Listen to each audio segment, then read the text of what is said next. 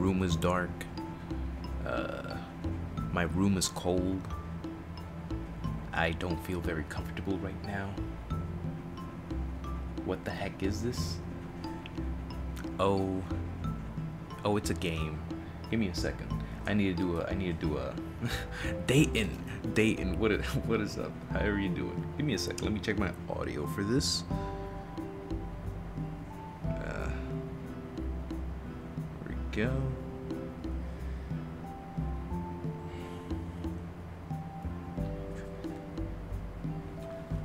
Let's check my audio real quick.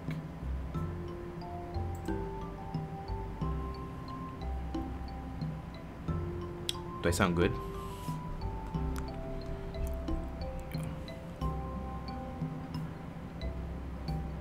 No, Noob Cat is not a scary game. Don't worry about it.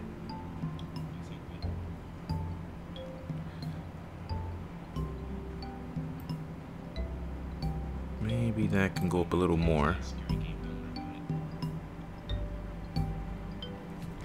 Why would I title the stream, "Am I going to jail tonight?" if it were a scary game? That wouldn't make too much sense.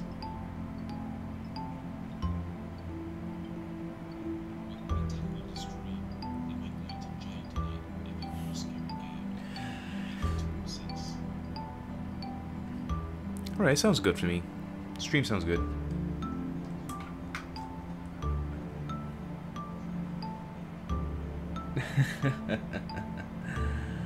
Oh boy. Yeah, the game is cute. The game is intended to be cute. Anyway, I can't use my remote. I'll have to do this with my keyboard and mouse for now. I think I can switch it to my remote.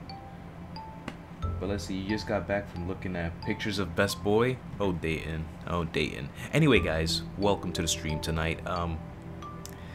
This is probably a first of probably a few streams that I will do very late at night. I'm trying to keep my voice kind of down, but still at an audible state, so that I can, you know, actually talk to you guys. It's 2:30 a.m. right now. It's 2:30 a.m. my time here. I'm about to play a game that has gotten a monumental amount of negative reviews on Steam. I'm telling you. Whoa. Good stuff, Johnny. Good stuff. That's good to hear. Anyway, yeah, so this game is called Ambre. Let me actually pull up the full name here. I don't remember it by heart. It's called Ambre, a heartbreaking kinetic novel. So it's it's basically a graphic novel, not a graphic novel, a visual novel type game. So, you know, that's what we're here to... Oh my god, there's a lot of people here. What the heck? Why are you people here? It's like late at night. What are you guys doing? What are you guys doing? Come on, guys. Come on, guys. You guys want to see me get arrested that badly? I mean, hey, that's entertainment at the end of the day. You know, I gotta make sure, because, you know, I don't want to hear any knocking, because, you know, the police love to come in and they knock very boom, boom, boom, boom. And, you know, that's basically gonna be rest in peace there. Yo, Josh, welcome to the stream. How you doing? How you doing, Josh? Throbbing Mara. It's a surprise to see you here. How are you doing? Alright, so you're gonna stay around for a little bit?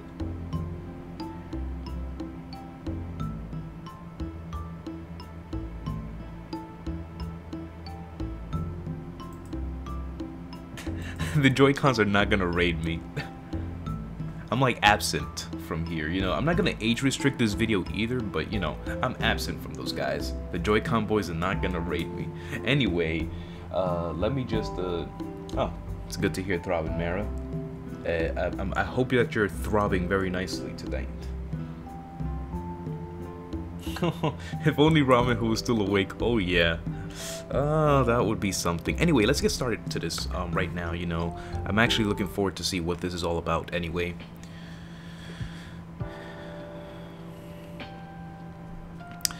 Okay, so it was 7 p.m. on that beautiful yet cold autumn day.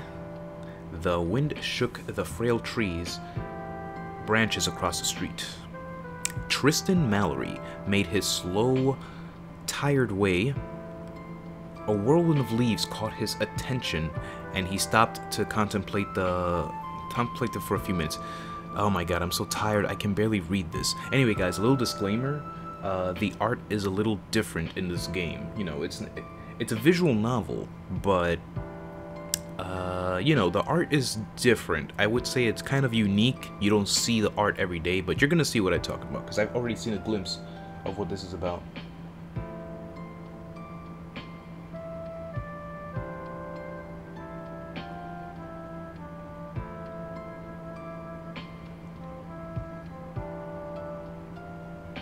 Anywho, I don't even know. This game is not even like for mature or audiences or anything. A spray of colors danced around him. Fragments of red, orange, yellow spread at random, forming a mosaic stretched as far as the eye could see. Hey, my remote works. Let me use my remote instead. A rush of beauty that in the gray and fuming city, that noisy metropolis. I can't read tonight. The freaking noisy metropolis that was constantly exhaling pollution. I should have drank coffee or something if I knew I was gonna do this tonight. Alright, so look at the art right here. So this is basically how the general style of the art is gonna look like. Alright, so let's get right into the story. I'm gonna try to get, you know, as invested in the story as I can possibly, and hopefully you guys can as well. So yeah, coming back to his senses, the 30-year-old man shook his head.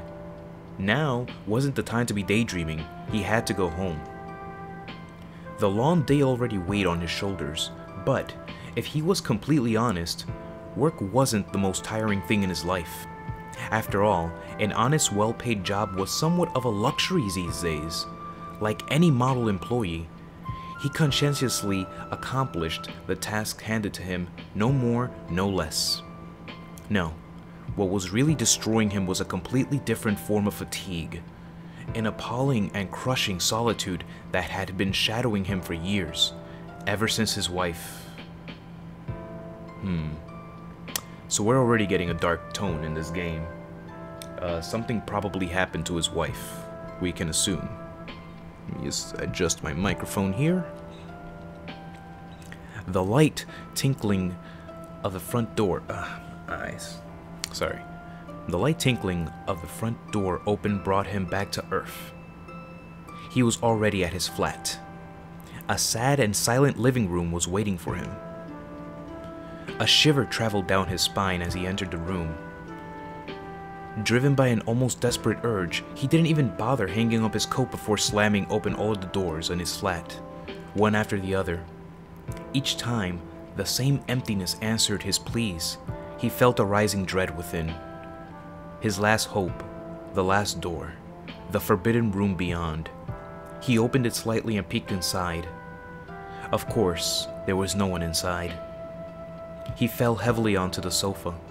The crushing solitude came back in a full force, crushing him again and again, wounding his face with invisible cuts, the cuts of time. It was happening again. All of a sudden, Tristan Mallory felt immensely exhausted. He held his head in his hands, staring at the floor for a long time. After what felt like an eternity, he abruptly got to his feet. He gathered all of the framed pictures on display and stowed them away in a closet. The memories needed to be out of sight. When he was sure that there were no more pictures sticking out, Tristan put his coat back on the rush outside. It was chilly and a bit dark, but there was still enough light to see clearly. It was the ideal time to take a walk, at least that's what he once might have thought. As he hurried along the sidewalk, Tristan was anything but relaxed. He walked around the places that were most familiar to him, looking for a serenity that seemed to be definitely out of reach. Yeah, Noob Cat, we're getting deep into the story already. While passing a park near his home, he suddenly heard a high-pitched, almost inaudible plea. His heart jumped and he stopped. Cute girl. Cute girl.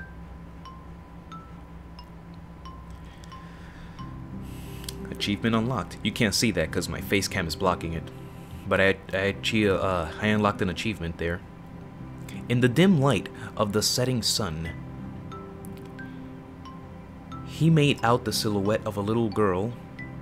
Oh, I need to change this actually, because you can't see the text completely. So here's what I'm gonna do. Let me fix this real quick. I'll do that. Whoops, not that. I meant this and that.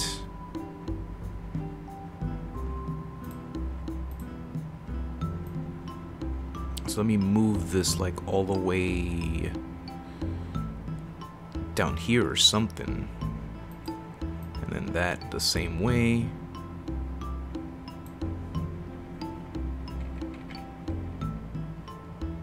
Yeah, that looks good for now. I might have to completely get rid of it entirely, but for now, let's see how it goes. Anywho, back to where I was at. In the dim light of the setting sun, he made out a silhouette of a little girl sitting on a swing with her head bowed. Tears were rolling down her cheeks. Oh, I have to click here.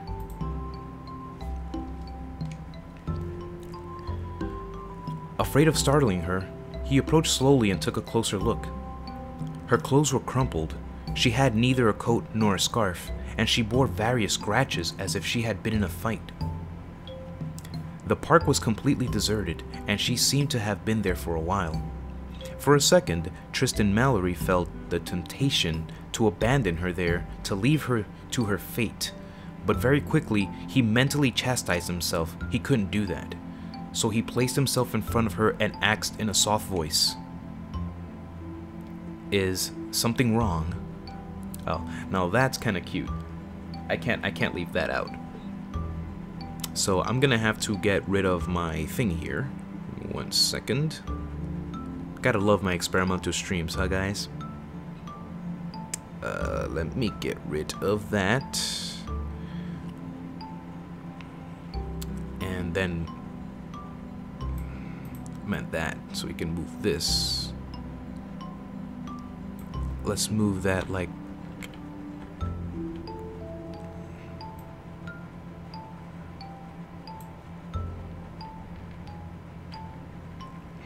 yeah, there we go. That's decent, right?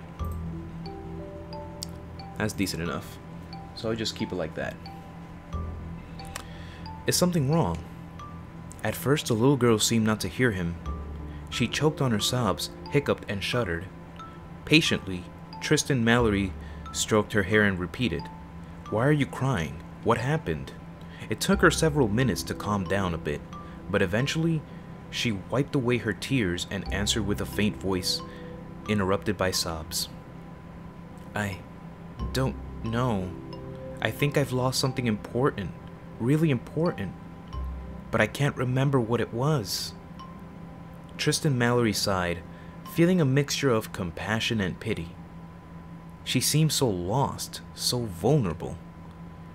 He wanted to hold her so tightly that her sadness would melt away, but at the same time, a voice within was telling him that he shouldn't be too forceful, that he should be aware of her vulnerability. So he tried to stay composed and look reassuring, yet in front of this sad little girl, he did not feel confident at all. "Are you all alone? Where are Mommy and Daddy?" "I don't know." "Do you live far away from here?" "I don't know." "What's your name?" "Amber." Ah, so the little girl's name is Amber. Okay. Given the name of the game. "Well, Amber, you can't stay out here in the wind. You're going to catch a cold eventually, and you don't want to get sick, do you?" "No, I hate being sick." "See? You got to go warm yourself up somewhere. It'll be night soon." "But I don't know where to go." "In that case, what do you think about going to my place? It's not far away from here, and it'll be a much better place to sleep than this swing." So he's treating her as a homeless child already. from our perspective, it doesn't look like she's too beat up, but they did describe that she had like some scratches on her clothing and she seemed that she was in a fight or something. Amber seemed worried, but she had no other choice but to follow him. He gently reached out a hand to her, and for the first time, she lifted her eyes. They were washed out, blurry with tears, and hesitant. He thought it a good idea to force a smile to appear reassuring. Even with the fatigue, Tristan Mallory showed the most convincing smile he could and took her hand, so fine, so frail, to help her get to her feet. The young girl's steps were wobbly and weak. She had probably not eaten all day long. Carefully, he led her to his place while making sure she wouldn't trip. The man removed his coat and shut the front door behind them. "Make yourself at home. I'll cook you something." Passing through the kitchen, he turned on the light in the living room so that his flat would look less gloomy. While searching his fridge for a potential meal, he periodically stole several glances over the counter. In the living room, Amber was still walking around, a bit wild, still on the defensive. She explored this new environment by looking around, admiring the ornaments. Unfortunately, she didn't find much to pique her interest. It was a bland house, almost too bland. There were no clues about its occupants' lives. Taking advantage of Tristan's being distracted by a packet of noodles, she escaped to the hallway and tried to find the bathroom. She found it quickly enough, but before returning to the hallway, she noticed that all the doors were wide open, except for one. Strangely, before she even had time to think about it, she was drawn to that doorway. Intrigued, Amber felt magnetically attracted by the slightly open door.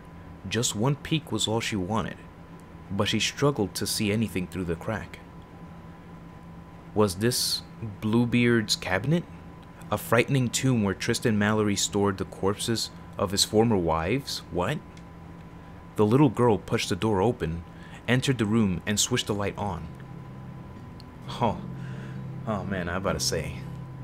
Like, that turned really dark there for a second, where he kept the corpse of all the wives? What? Who would think that? Right? It was a bedroom, filled with plush toys and soft cushions. A big bed was proudly displayed in the center of the room, accompanied by a pretty dressing table on one side. The walls were painted to look a bright blue sky. The storage furniture, coordinated with the sweet colors of trinkets, was overflowing with mysteries. On the nightstand, she could catch a glimpse of a nightlight shaped as a cute mascot. There was a fairy-like ambience about this strange room, to the extent that Amber couldn't repress a little exclamation of surprise. Closing the door so that the 30-year-old wouldn't discover her hiding spot, she stretched out on the colorful bed, rolled into a ball, jumped about, and snuck under the bed sheets. Inexplicably, she felt at ease in this room, worthy of a princess. It seemed to have been built for her, to correspond to her every fantasy. She then approached a big teddy bear which was tempting her. She grabbed it immediately, hugged it, and covered it with kisses. Alright, so as far as I can see, I'm still trying to delve into the mind of the 30-year-old guy, Tristan Mallory. I'm trying to understand what exactly happened. So far, the only thing I can make out is that his wife died. So the room that was closed, I assume that this room was supposed to be for like their daughter or something. Maybe the wife was pregnant and it was gonna be a daughter, and you know how some families get that they prepare beforehand, like with their child, like they just prepare the room so when the child is born, but that bed is too big for an infant anyway. So maybe AJ Rich. Welcome to the stream. How you doing? Yeah, I can't sleep either, and I decided to play this game, and hopefully the police don't come knocking later on to take me away. But yeah, hey, and if that does happen, you guys will be witness to it. So yeah, maybe, I don't know. This room, I can't make, I can't completely understand why this room exists just yet, but I do know that it had to do something with the wife, but the wife is probably dead. This game is called, again, let me check that out. It's called Amber, a heartbreaking kinetic novel. It's basically a visual novel. However, if you look on Steam, it has a lot of negative reviews. I think it's a free game. I got it for free. So I decided to get it because I mean, like, hey, you know, a game that got this much bad reviews, I need to see how bad it truly is. But so far, it's, you know, it's not really a, so far it's not a problem, basically is what I'm trying to say. Anyway, let me continue here. Her pale face was illuminated by a wide, pure innocent smile, a child's smile. Meanwhile, in the kitchen, Tristan had finished cooking the noodles and was about to serve the meal when he noticed the absence of the little girl. Slightly worried, he called for her. Amber? Amber, where are you here? Nervous, he looked for her in all of the rooms, checking first to see if she was in the bathroom. He searched everywhere in the house until there were only the front door makes a lot of noise when it's opened. So I would have heard it if she had left. Could she actually be in there already? Oh my god, I can't with this game, dude. The cuteness overload is everywhere.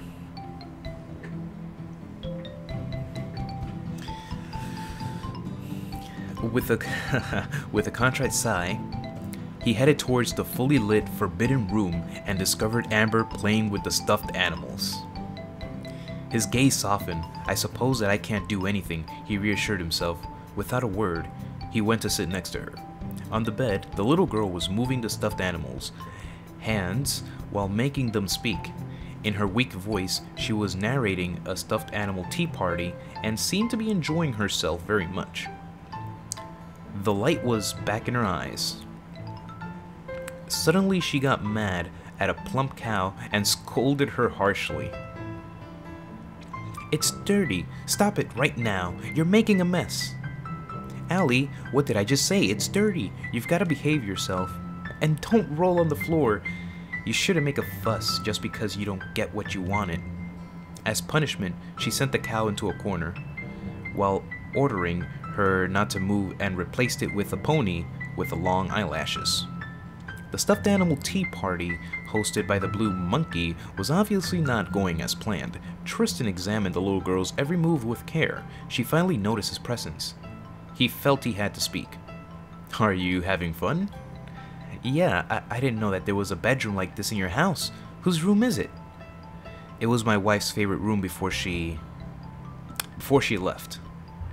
Yeah, so it's, again, it's implied that, the wife is most likely dead. Wait, it could be that she did leave. Or he could just be saying it in a way so he doesn't sound like, you know, a cold-hearted person, like, yeah, she's dead. Oh well. So I'm still going with the fact that the wife is probably, maybe the wife is dead, but maybe she left. What happened to her? It's a long story. Maybe I will tell you another time. Meanwhile, the meal is getting cold. Do you want to eat? It's coming right now. What's for dinner? Spaghetti bolognese. Great, I love it. That evening, Tristan Mallory admired the little Amber as she wolfed down her food. Half amused, half distracted. Seeing her so happy soothed his heart a little, but at the same time... Are you tired? The child suddenly asked, with a serious air. A little. I worked hard today. She didn't comment further. Still amazed by the princess's bedroom, she revived the topic with her starry eyes. Do you like it? Yeah, a lot. I wish I had a similar room. If you want it, I'll give it to you. What? My wife left a long time ago. Her stuff is still inside and I don't use it. So if you like, it's yours. You can stay in her room while I'm looking for your parents and what you lost. What do you say? Can I really? but it doesn't belong to me. There is nothing sadder than a house without life, don't you think? I know that my wife loved to rest in her favorite room. There she felt at ease, like on a cloud. But now she's not living here anymore. Alright, so I don't know. I really don't know if she really did leave or did she die. I guess I'll just have to wait until more story comes into play. Since you seem to like this place, I think it would make her happy to know that her bedroom is in good hands. And I can do whatever I want in it? While I'm at work, you'll be able to play in this room as much as you want. I'll leave you some leftovers for lunch. You'll only have to heat them up in the microwave. And in the evening, we'll play together if you'd like to. Do I need to go to school? No more school. No more school. Only games. Yay, great! In front of Ambre's overflowing enthusiasm, Tristan Mallory couldn't help but smile faintly, almost pitifully. Yes, that's it, he kept telling himself, as if to reassure himself. All I'm doing is keeping her around until she remembers who she is and what she's lost. Waiting for her to remember. Interesting.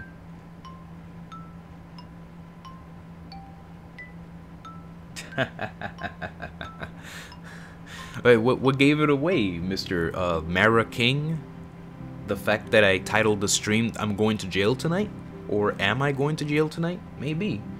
And, Flurry, welcome.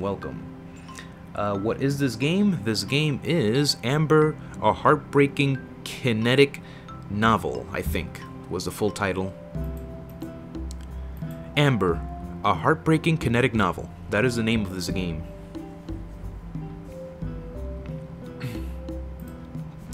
Thus began their strange routine. Tristan Mallory woke up early in the morning to go to work. But before leaving and rushing into the fog, he had to take a few minutes before facing the daily grind, a few brief minutes of the threshold to gaze at the sleeping Ambre. Then he ran away through the streets covered by dead leaves, escaping far away towards the mountains of paperwork, towards the baleful tower furnished by vast offices where the slaves chained to their computers toiled away for the lord of that place. Well, at least that was what the little girl thought his working day looked like. As for her, she woke up easily around 9 a.m. and her first reflex was to stretch and yawn in front of the cartoons with a bowl of cereal in hand. She followed her favorite heroine's adventures. All of them were beautiful and courageous. All of them were friends for life. Princesses with elegant superpowers, covered with the lights of effects of flower petals. That girl might get a... Oh no, Mara. No, please. I don't want the cops to come here sooner than they have to.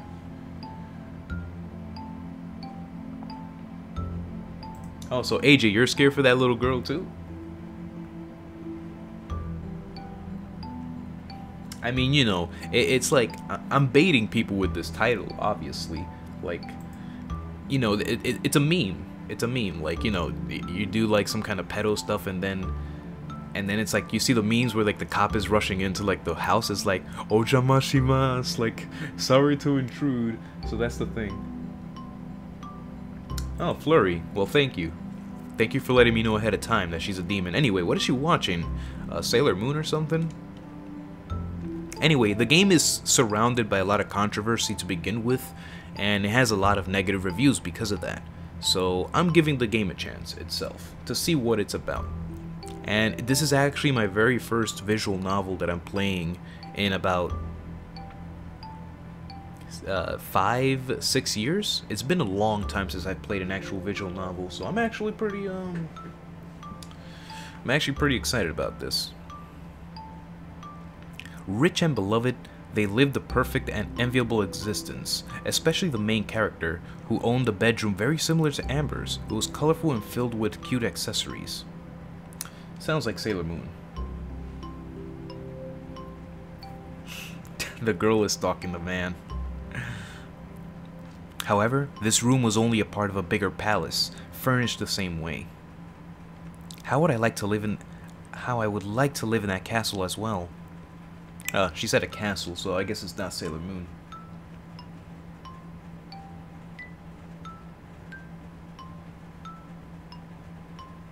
Alright, AJ, yeah, I'm definitely taking a look at those other visual novels, especially the Steins Gate.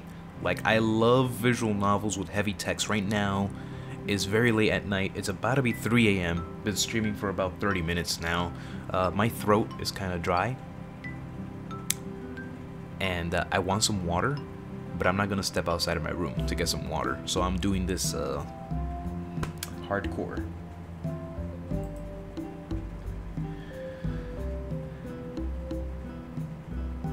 Yes, so I'm taking a look at those games as well, but I decided to go with something a little, you know, I want to build my way up there so I can actually, you know, have a feel for it. Because I have to get into reading a lot. Anyway, continuing on with the story, before I die. With cute animals as her friends, the heroine hunted the villains, fell into traps, and called for help of her charming prince, an ideal and fantasized man who served her at her hand and foot. Life seemed easy, full of laughs and adventures. All that was needed was to send back the bad woman to her hiding place in the darkness. After all, she was nasty because she envied the young dazzling girls. Nasty because she was old and delusioned. This is seriously starting. Okay, it's like a typical magical girl anime then. I don't know, I'm just getting the Sailor Moon vibes from this. Amber would have loved to have magical powers, allowing her to make cute outfits appear, allowing her to have stable where unicorns slept. Sailor Moon, I'm telling you. Allowing her to have a ballroom where she could organize extravagant parties based on beautiful dresses and cupcakes. It was always disappointed for her to see the end of the episode. Of course, there were other programs, but the story with the magical jewels was her favorite. Yep, definitely Sailor Moon.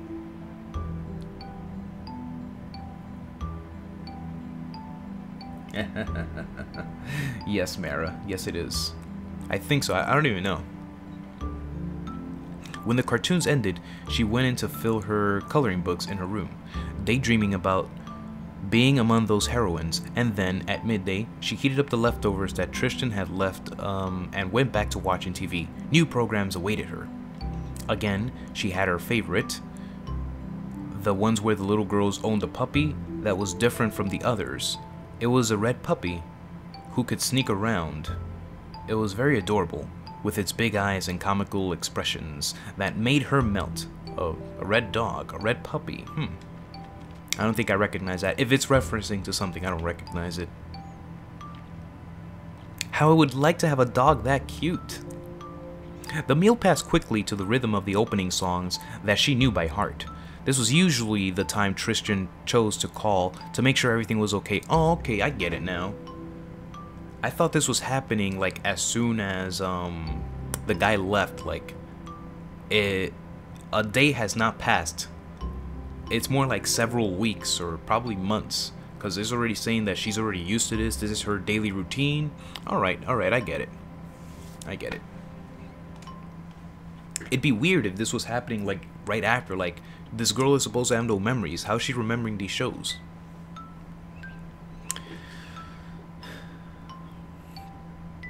She never missed this opportunity to tell him the content of the episodes of the day. How the heroine had defeated the evil witch with her magical mirror, or how the little dog had helped her mistress at school. Relieved, he would start eating his sandwiches without appetite, but sated by the little girl's words. She hung up, sat aside with her story, and usually turned off the television after the last cartoon to rest on her big bed surrounded by her stuffed toys. Around this time, she usually read a fairy tale. She loved to tell herself the story of Cinderella again and again while sucking her teddy's ear. It was her favorite. I don't think that's healthy. It's midnight? Yeah, and it's 3 a.m. here. I can't believe I'm up doing this right now, but I had to fit this in somewhere.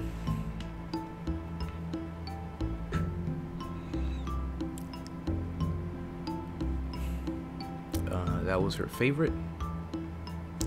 People and life itself were nasty to Cinderella.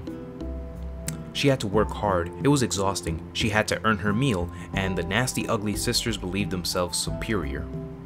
Fortunately, the prince recognized the heroine's natural talent. She was pretty and she was special. We play Kingdom Hearts, so we kinda know the gist of the Cinderella story, except without the unversed and, you know, and whatnot. He brought her with him to the castle to live with a golden existence, where she wouldn't have to work her fingers to the bone, where money flowed freely, where Cinderella could have everything she wanted, including all the things that shone: accessories, dresses, cakes. All she had to do to fill time was to organize parties with her friends. The ugly sisters were not invited.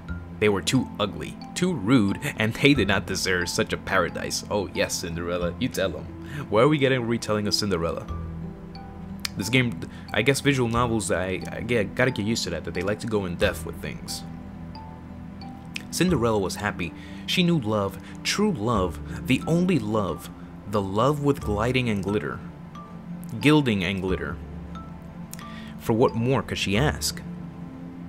Amber fell asleep happy, hoping to meet her charming prince one day.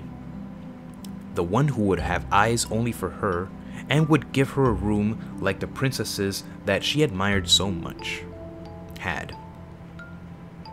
When she opened her eyes, the little girl rushed again to the living room to watch a tape. A Disney movie. Well, there we go. We're throwing Disney out there right off the bat.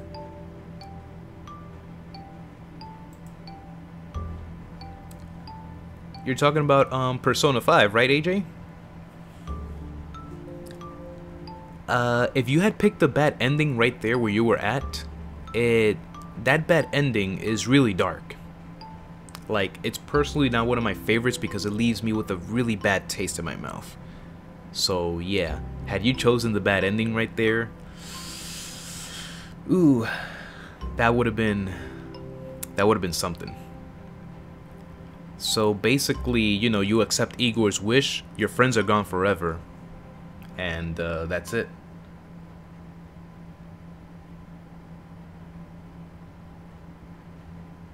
Your keyboard's loud, so you're typing short sentences. But yeah, basically, it's a bad ending. Not like sad or tragic, but it's a really dark ending. I'm not sure if you ever saw the bad ending for Persona 4, where you help Adachi escape, and it's like, it's horrible. It's like you sided with the criminal and you helped them escape. So it's similar to that ending. It's pretty bad. Ah, okay, I get it. Yeah. Oh yeah, it's already midnight for you over there.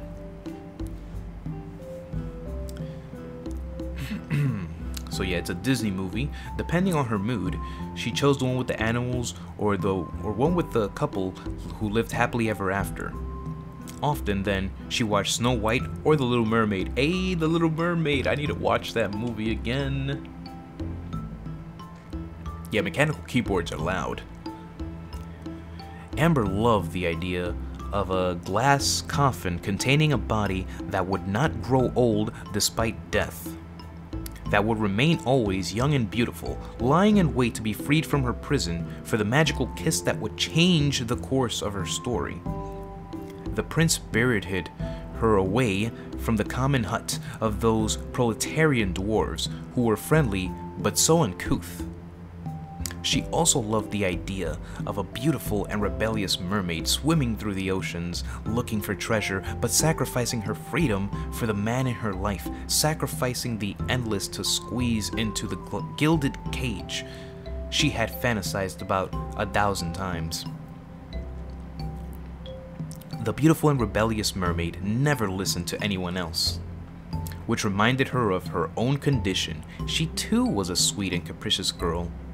She played the tapes on loop, day after day, until snack time came. By then, stuffed with idyllic images, she dug into the sweets that Tristan bought for her. Cupcakes, colorful macaroons, pastries, bread, and Nutella. Gotta love that Nutella. Yeah. This girl knows what's up. She knows what's up. Of course, there were cartoons at this time as well. Man, this girl's having a blast. She's living the life right now. A really beautiful room with it's basically a princess's room, watching cartoons all day, watching Disney movies all day. This is basically a child's dream right now. Like, what? But that's a little suspect. I'm still on the fence as to why the room was like that. But for now, I'm gonna need a little more context for this. As it was getting late, she finally pushed the off button to resume her fantasies elsewhere in her room, wielding her dolls with skill, perfectly tracing the course of her dreams. But the high point of the day was probably when Tristan finally returned from work. She knew he was there from the creaking of the door. She would rush into the living room and greet him, and all joyous, she would throw herself at him, timidly at first, then with more enthusiasm over the weeks. So yeah, we just got a little confirmation there that some time has actually passed since their meeting.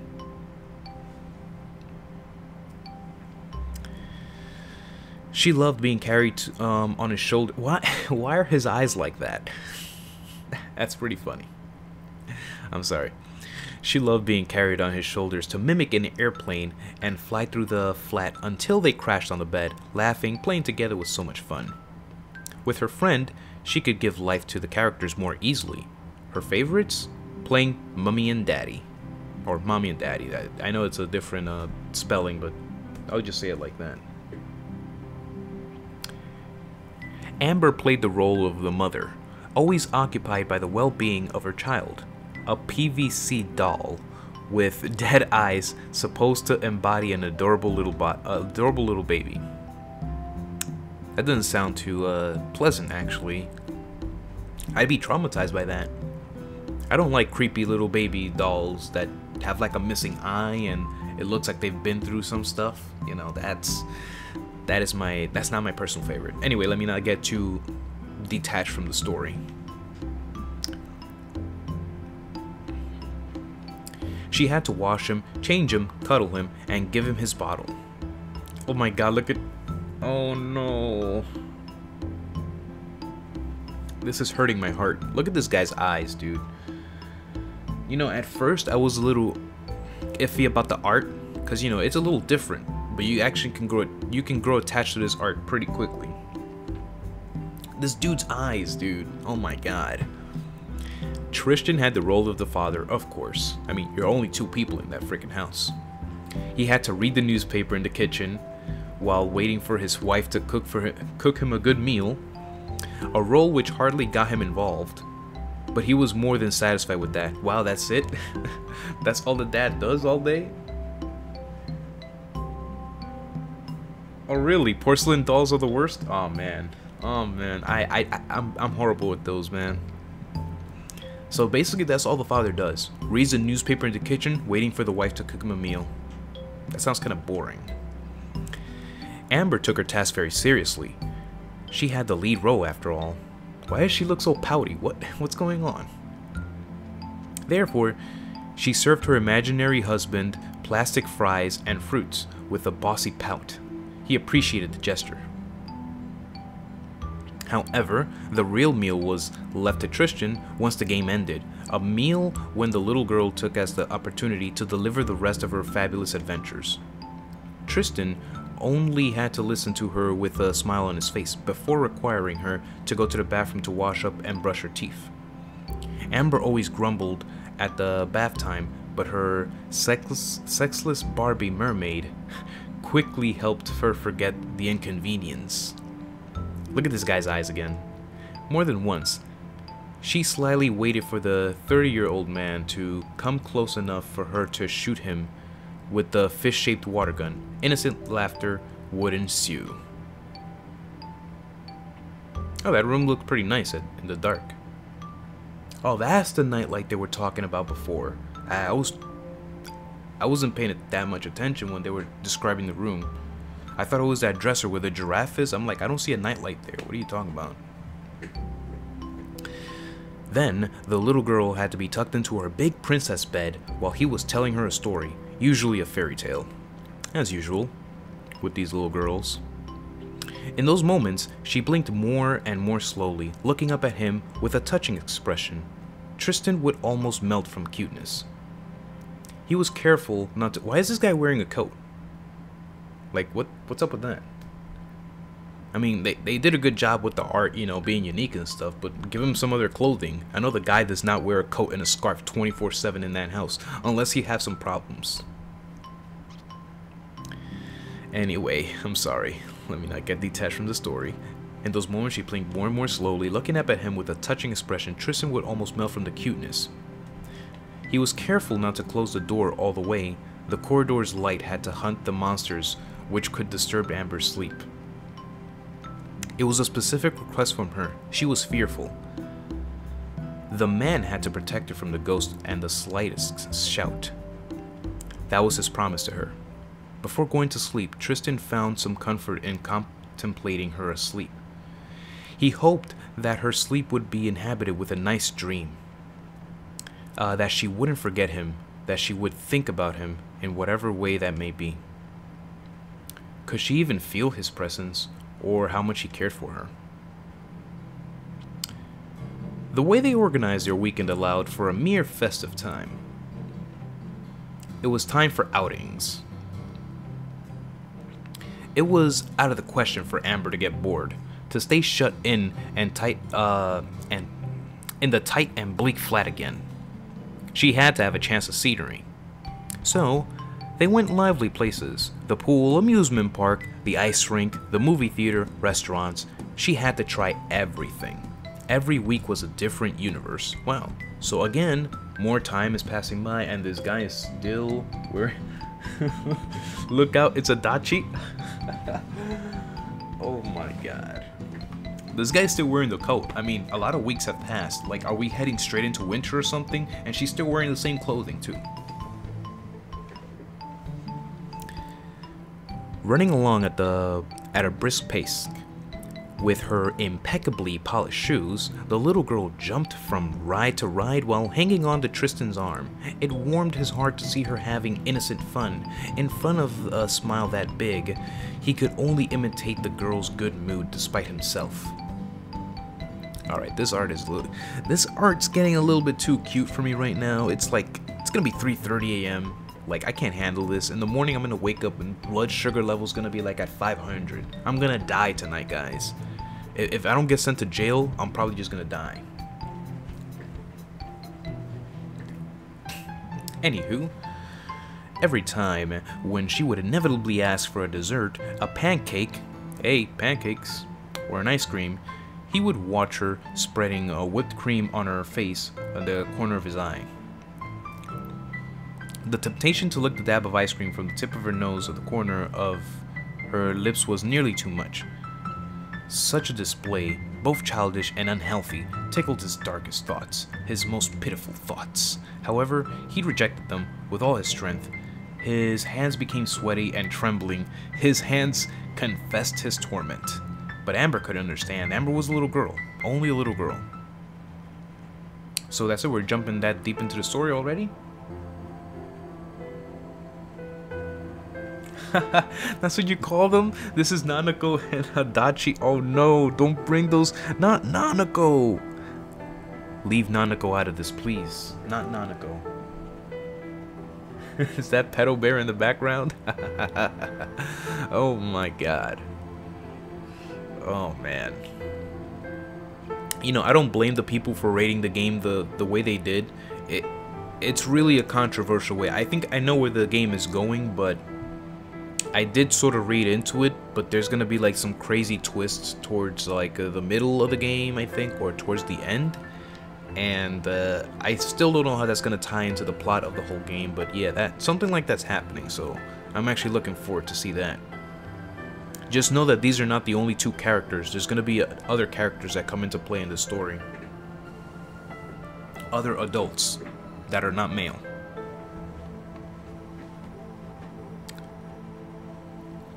The months flew by. Ooh, whew, boy, that's it. Months are flying by. First it was weeks, now it's months. The months flew by at a breakneck speed. Tristan refused to admit it, but his young friend was growing up. He wanted to ignore the fact, turn a blind eye, but the unstoppable passage of time had already started to do its work. Amber was going through a strange crisis. That evening, she was particularly angry and proclaimed vigorously, "I don't want to be a child anymore." "How so?" "I want to become older." "But you have plenty of time for this, Amber." "I want to become older faster. That way I could do more things." The 30-year-old man sighed. He obviously did not know how to answer such assertions. He had never had a child, and he was never very good at calming down revolts, regardless. Taken aback, he left the girl to sulk in the living room to go take a long relaxing shower. While he was soothing in his worries, in the rush of hot water, she displayed an angry pout. "That's not fair. I wish I could be older right now. If only I had a model." I wonder what Tristan's wife looked like. For example, I'm sure that she was a kind person, but he never wants to talk about it. He avoids the subject. It could be that he is hiding something from me. Intrigued, Amber took advantage of his absence to open the drawer she had never touched before. Ah, right. So, again, we're going into this part of the story where I don't know if the wife of his is dead or did she leave. Now, I'm leaning more towards that she probably died because, like, in the beginning of the game, the dude didn't seem that bad. So, like, he doesn't seem to be in debt. He has a good paying job and whatnot. He seems like a cool dude. So, I see no reason for a woman to leave him like that. So, I'm heavily leaning towards that the woman, his wife, is probably dead. He shoved all the pictures and old memories of her into a drawer which she is about to open, I believe. Inside, under the telephone directory, was a big leather notebook. Convinced she had found the treasure, she grabbed it and opened it. It was a photo album. Spread on the pages were bright smiles and tender gestures. Wow.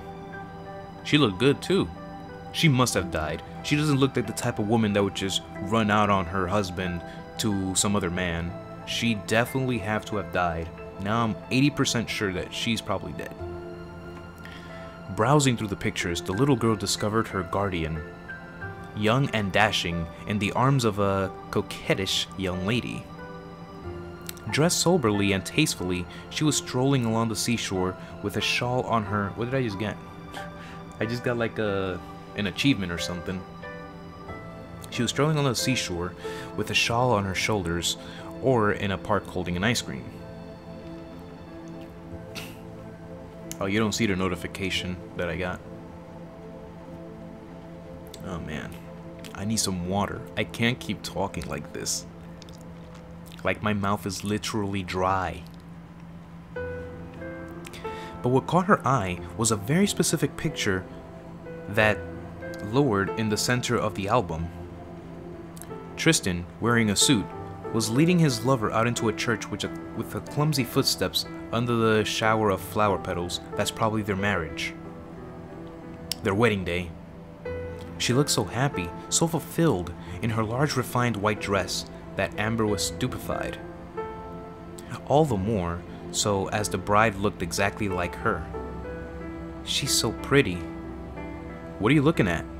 Tristan's sudden appearance made her jump, so much that she dropped the forbidden object. His gaze darkened immediately. Oh boy. You searched through the closet to see what my wife looked like, didn't you? She answered in a shaky voice, guilty. Yes. Are you going to scold me? Of course not.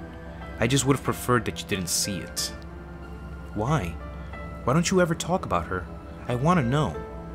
He sighed, appearing upset as he looked into those begging eyes. Eyes that had never been able to resist for long.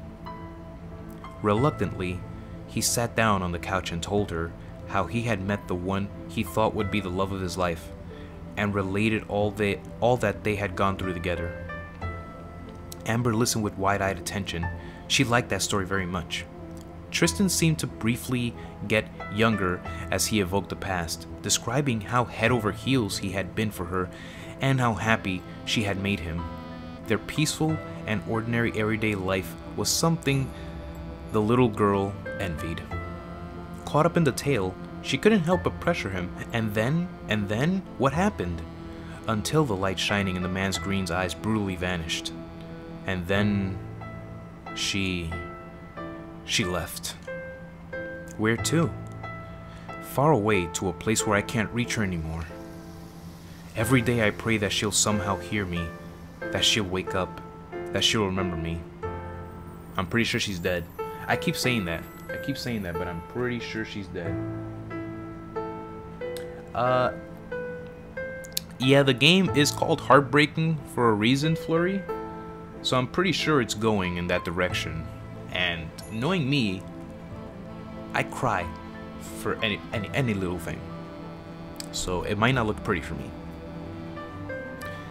So yeah, I don't know if she'll ever emerge from that dream that's keeping her captive. And then Amber straight up asked, is she dead?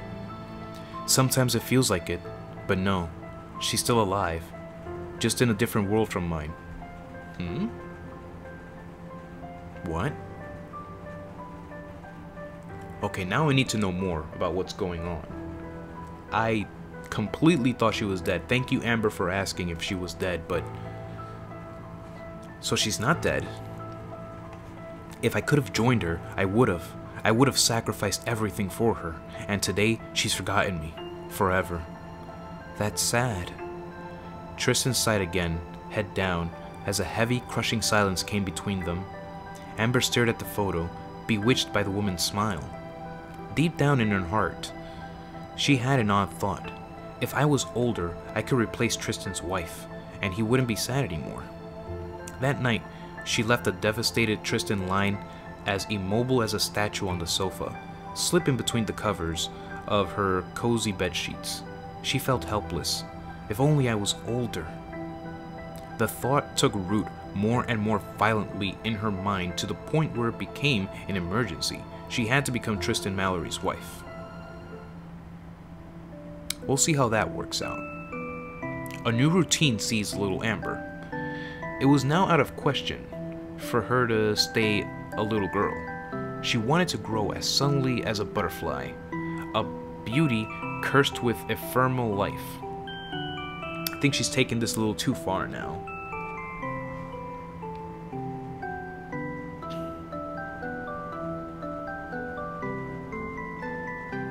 I don't know, Johnny. I don't know. But yeah, Flurry, like you said, she actually might be in a coma. I know, right? That escalated so quickly. What the heck? I guess is the fact that she's a little girl and her, the mental capacity to, you know, process thought and whatnot, it's a little skewed now. Cause remember, well, you guys don't know, but this girl has some sort of amnesia. So she doesn't remember her past at all, so parents? Who? What? The only thing she remembered was her name.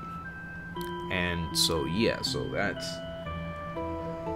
You think I need coffee? I do need something, man. I keep rubbing my eyes, too, because I'm getting tired. But I'm not gonna drink coffee at 4 a.m. Well, it's only 3:30 a.m., but yeah, you get what I mean. But I do need something, because I'm really like, my mouth is dry. Thus began the kind of adolescence. She no longer woke up in the morning when Tristan went to work. She waited until midday to surface and took her meal at that time. Tristan did not call her at the usual hour anymore either. He knew that she would not be in the mood. After a brief meal, the young girl watched television while leafing through magazines, with the pocket money that her benefactor gave to her. Her afternoon fluctuated between American TV shows and beauty tips. Between the pages of magazines, she learned how to become pretty to seduce men, an idea she liked a lot. She wanted Tristan to look at her, to take an interest in her in a different way. To be seen as a woman, she had to act as a woman. but she absolutely didn't know how to do this, because you're a little girl. Stop it, please. But you know, it's unfortunate, because nowadays you do see this kind of craziness, but not in this way. You think I need sleep? Man, and I wanted to wake up tomorrow early as well, but oh well. I already told myself yesterday I'm doing this stream tonight. I'm playing this game tonight. These magazines, which were overflowing with tips of all kinds, seemed like an El Dorado to her. Through the articles, she learned how to act, how to become a true lady. Ah, a lady of class, I see. Interesting. It wasn't very complicated. She only had to keep a close watch on all of her gestures to constantly control her every movement so as to convey the best image possible. She had to track down all human weakness, every inconvenience, and walk with a relaxed and self-assured air, but not too much, or she would frighten, she would crush. Amber nodded as she was reading what the editor wrote. Of course, she had to be open and smiling, but not too much that she came across as exuberant. She had to laugh, but not often, as not too loudly, as it is what hysterics would do. She had to be independent and take the initiative, but only if the situation lends itself to it and non-threatening way. She had to show herself as a natural and possible while enhancing all her advantages with a note of makeup.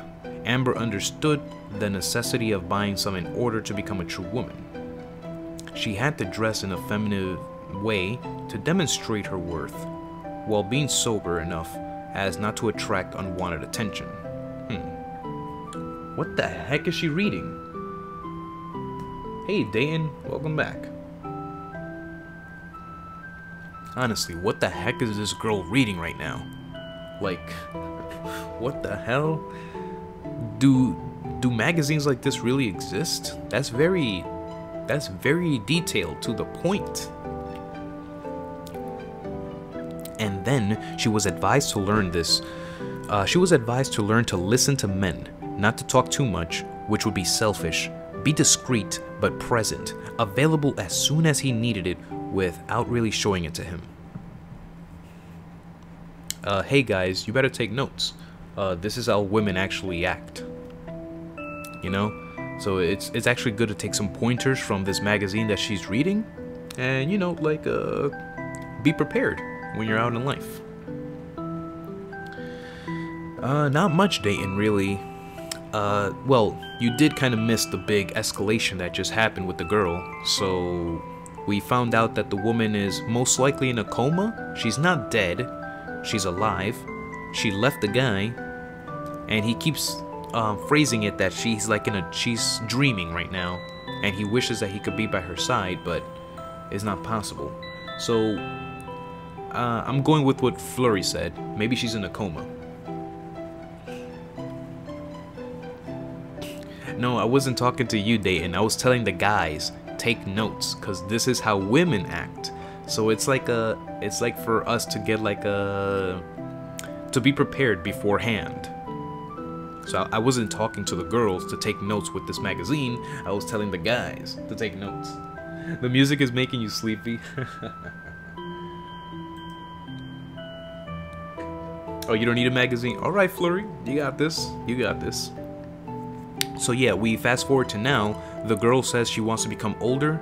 She basically wants to become this guy's wife now, because the wife is, the dude is clearly like, he's torn by what's happened to him, and she like feels sorry for him. So she's sort of now developing these feelings where she feels that she needs to be the wife of this man, which, I don't know how she came to that conclusion that that needed to happen, but, you know, I guess I needed a little more story before this needed to be believable, because time is moving way too fast, but I understand not to make the game too long, so yeah. Anyway, As she turned page after page, the young girl felt a pressing urge to spend money on all the products shown in the advertisements and praised by the editors. After all, she would need them in order to seduce the brave Tristan. I'm sorry. I am so sorry. Oh my god. I'm so sorry. I'm so sorry. Okay, I'm sorry. What? I mean, okay, I know she was going in this route. Why am I being surprised?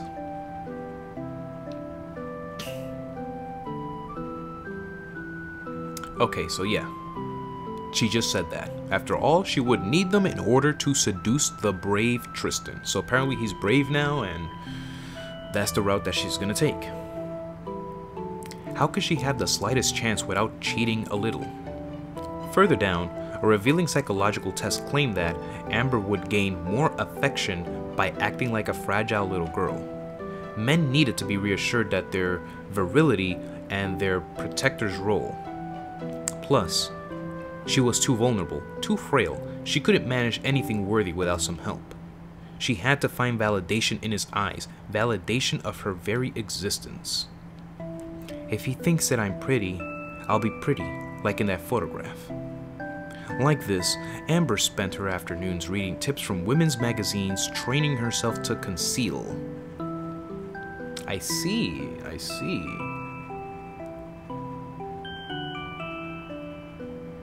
Wait, what are you talking about?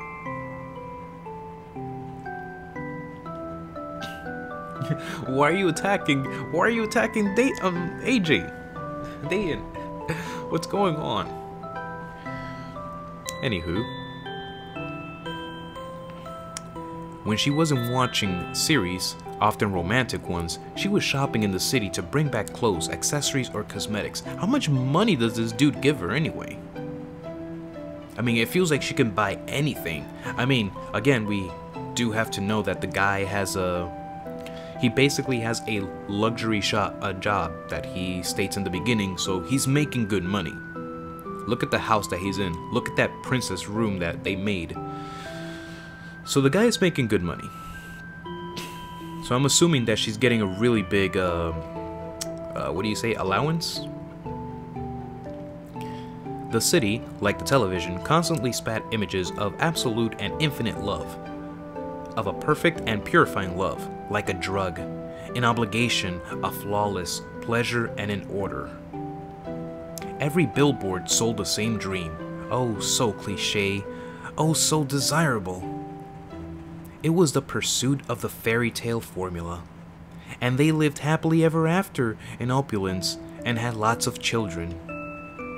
Novel and movie heroines all ran after the same goal. After the lure of profit, wealth, luxury, a life where everything would be easy, but where everything would have lost its taste. A dull and hollow life, an eternal masquerade. But this exists,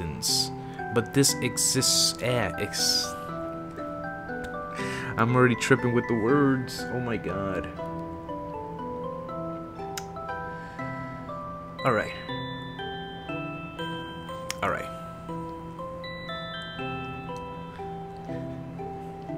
I'm ready.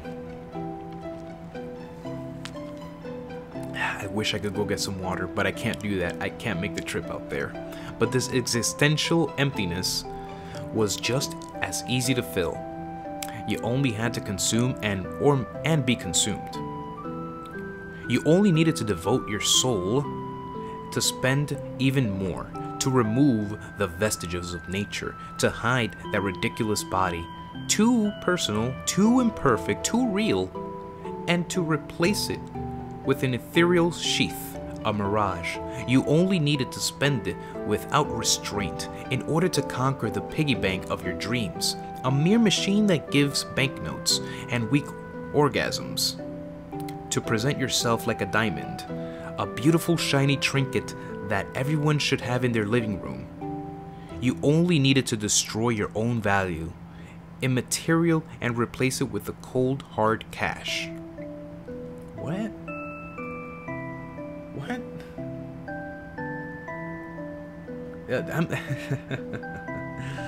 Oh man, what?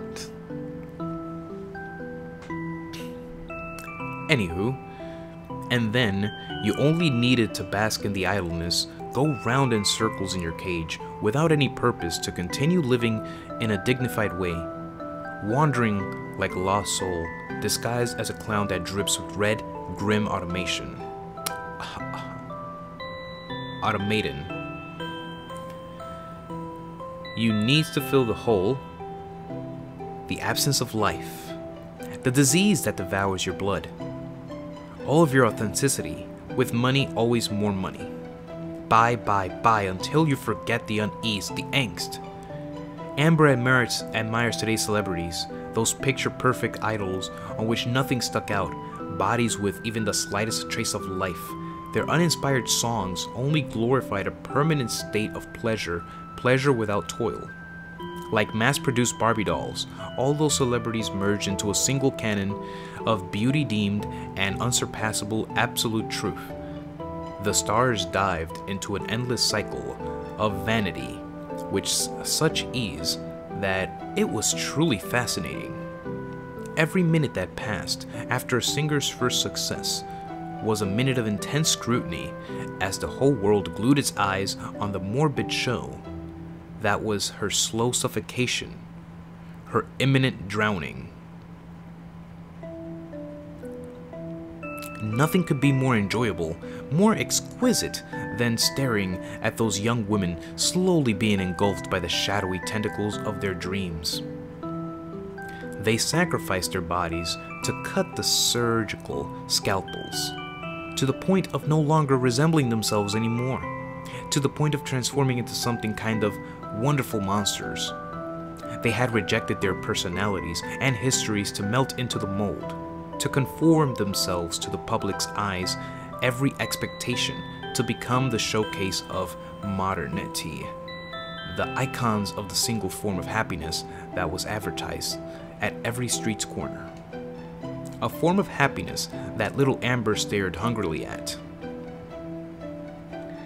This is a really big piece right here. Like, I don't know if my brain at this hour can process all of this. Like, I'm usually active at night, but this is a lot to take in. But let me continue. No quits. No quitting here. It's the funny thing is that you say you're playing Kingdom Hearts. Oh, it says I'm playing Kingdom Hearts?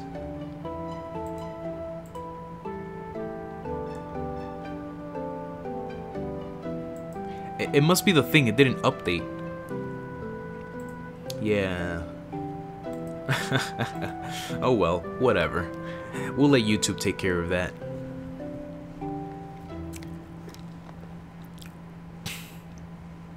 Becoming a star seemed out of her reach.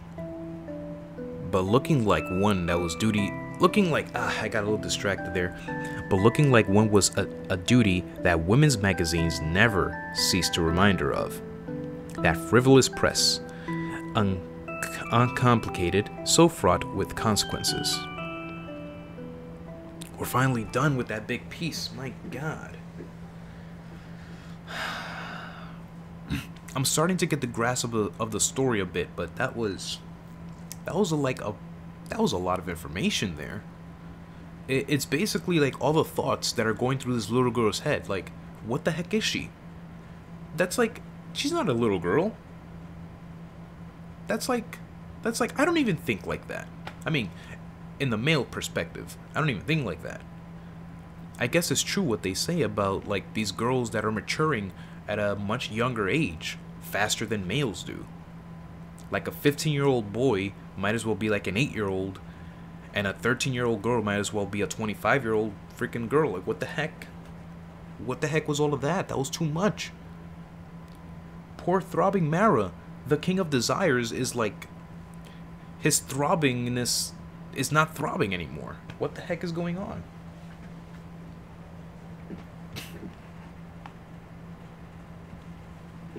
Oh, wait, gotta make sure. Gotta make sure the police are not knocking. That would be bad. Yeah, that was a lot. That was a lot. It was like an inner monologue, basically. Or not like an inner monologue, but like an inner thought of what the girl is thinking. She's thinking about a lot of things. Anyway, let's continue.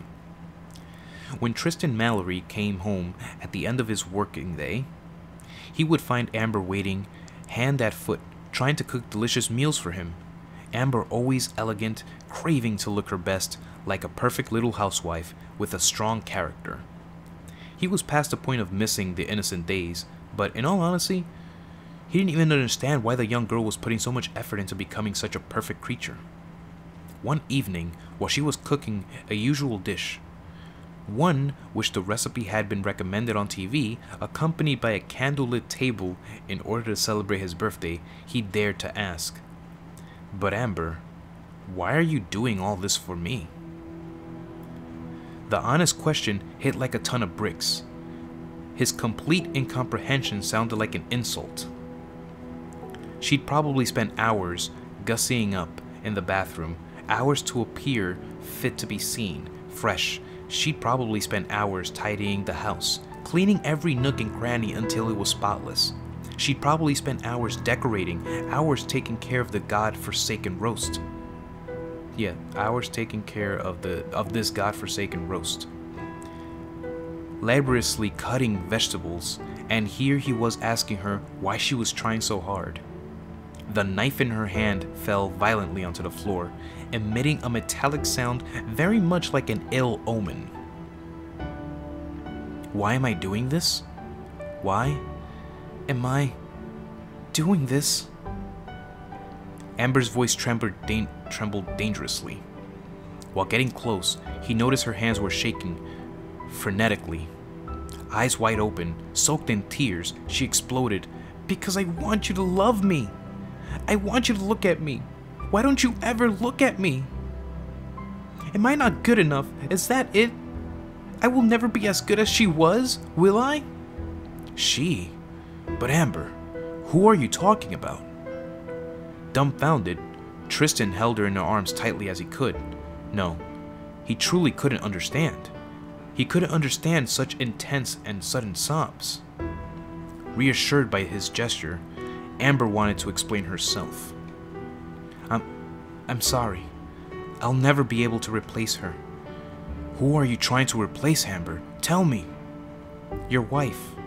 I can see that her departure left you very sad. I wanted to bring a smile back to your face. I wanted to take her place so you'd forget about her." For a split second, Tristan Mallory was breathless. It was surreal. He would have pinched himself to make sure he wasn't dreaming, but no.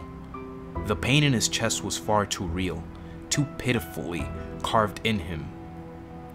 How could he answer such a declaration? How could he find the right words?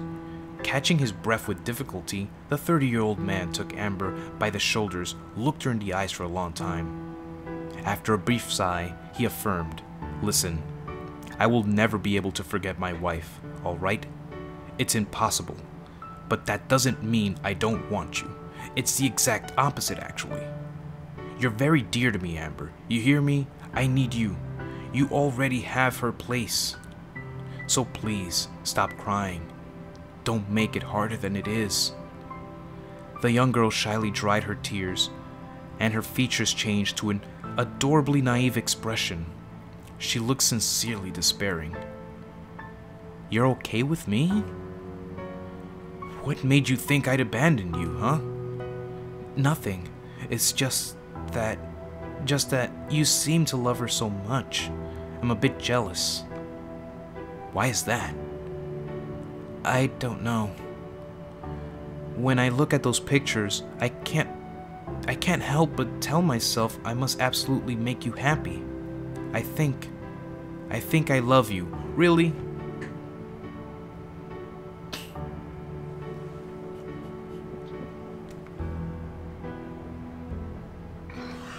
Oh, wait a second.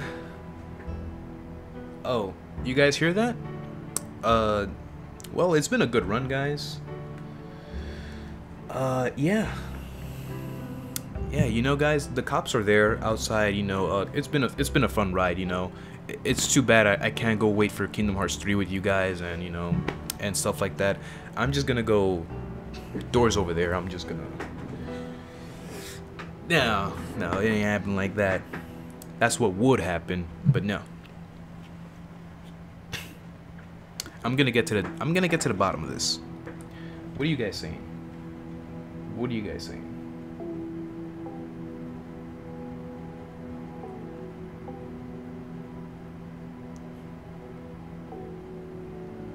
She's only 8? I'm pretty sure she was older than that. You two's about to flag this. Where's the cops?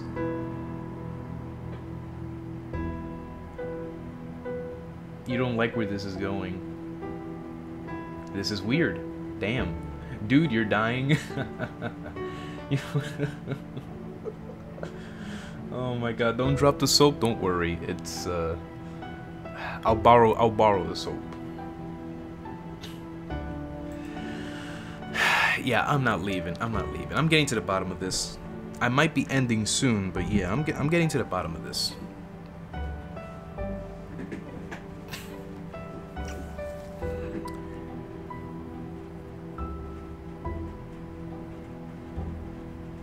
Yeah, Dayton. However you want to paint the picture, or however the picture is painting itself. Actually, I can't really defend it or anything. Anyway, what's going on? Tristan felt all the courage and determination he had worked up melting away overnight, and he started sobbing as well. But I love you too. I loved you for so long. I love you so much it makes me sick. For real? You're not treating me like a kid? Of course not. Then prove it. Oh no. Why did she have to say that? Oh my god. Oh my god. Oh my god. No.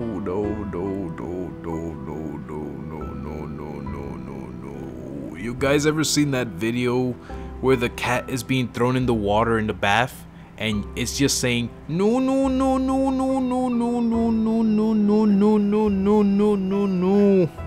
It's, oh my god.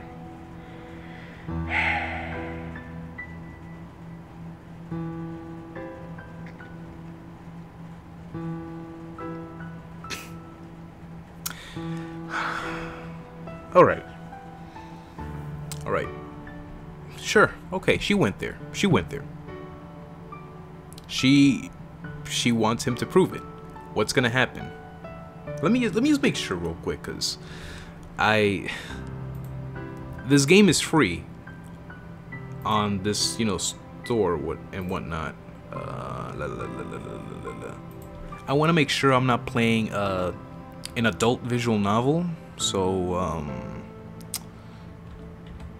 let me just see.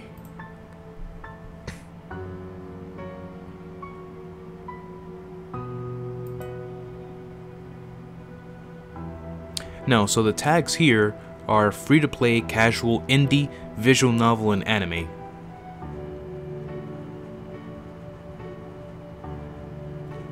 That's all. So I'm not playing an adult visual novel, so... Okay.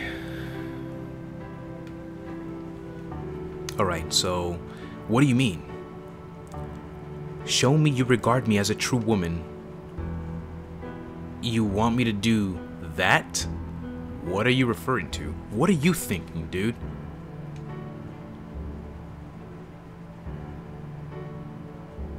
Amber silently nodded. She seemed dead set on it, so Tristan softly kissed her on the lips. Is that sirens I hear?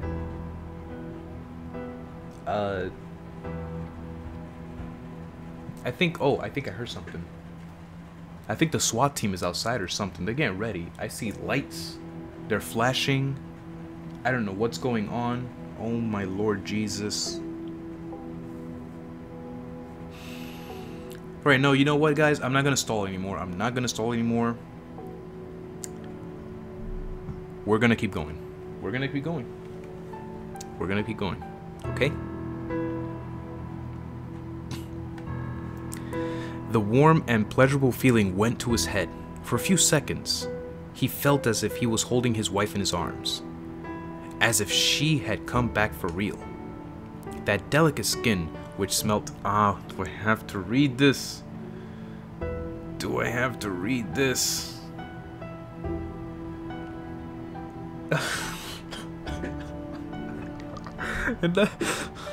Okay, calm down. It's really uncomfortable reading this, actually, now that I think about it. But for the sake of this, I have to continue. That delicate skin, which smelled deliciously like vanilla, reminded him of happy days. Long afternoons spent laughing in the sun. Peaceful evenings under the light stars or by a fire, of a shared umbrella to a sheltered from a storm. She was here, so close, so far, within a finger's reach. He only had to close his eyes and believe in this dream. The illusion smiled faintly at him. At his limit, he embraced her. If only you knew how much I loved you. He had so many things he would have wished to tell her, so many that the flood of words blocked his throat and nothing could come out. So for lack of words, to make her understand his feelings, he used his body. No.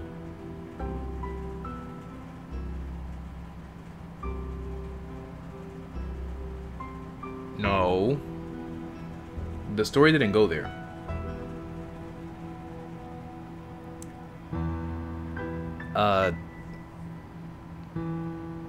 I'm almost certain the story did not go there. I'm praying to God the story didn't go there. Mara. The throb is gone. Oh no, Mara. Mara. I'm sorry for your throbbiness. Okay, so when dawn's rays of light crept through the window, Amber was deep asleep, lying atop Tristan's lukewarm body. Let's not assume things. Let's not assume things right off the bat.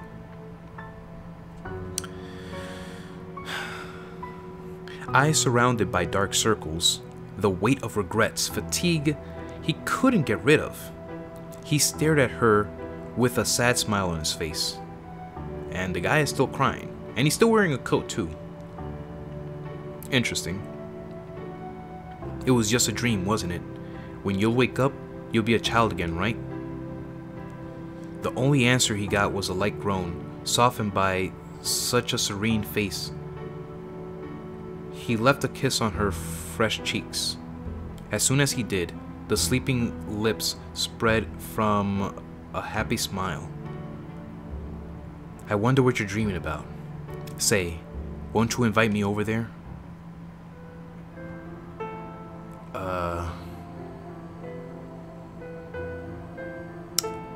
What?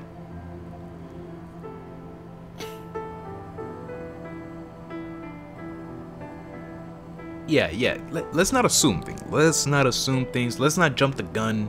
You know, they can't be implying that, you know, they did the XYZ or whatnot.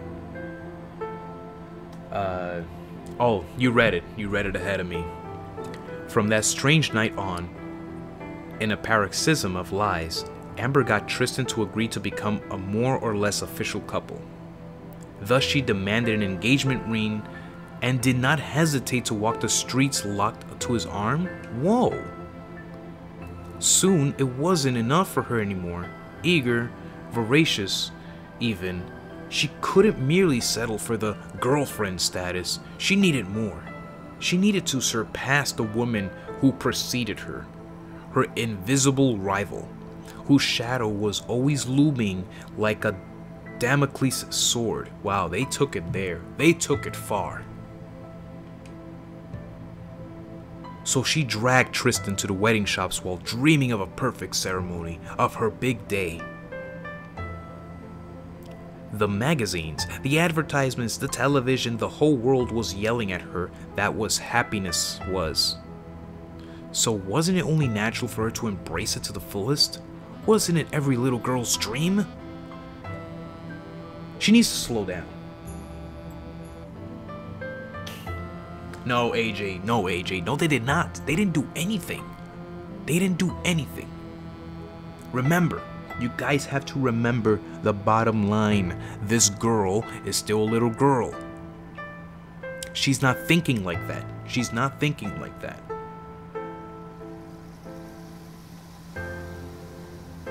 Well, AJ, I think you just took it to another level. Worse than Boku no Pico. Boku no Pico's on a different universe now.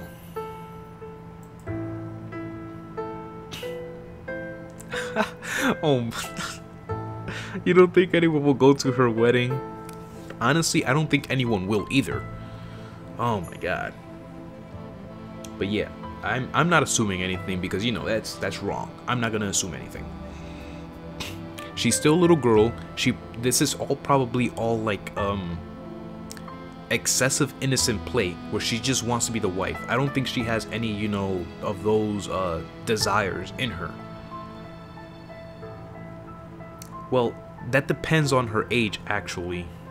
Whatever. I'm digging too deep into this more than I should have, but let's continue. Marriage was promised and solid like a real-life fairy tale application. There was a very expensive, beautiful dress, a princess's dress. The bride had to be the story's heroine, and everyone only had eyes for her. And then, she would have at her service all of the cosmetics and superficial accessories, which the stars constantly bathed. Famous singers all lived in some sort of permanent wedding, a strange and unlikely fantasy. Amber too wanted to taste this heaven. The world was constantly singing the praises of. So she pushed Tristan to please her. He proposed to her and both of them organized a ceremony with great pomp. Really? Wait, what? What?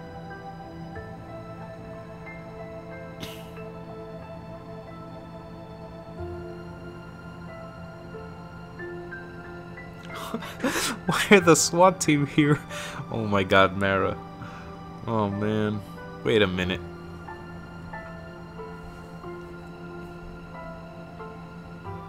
Wait, so they're actually getting married?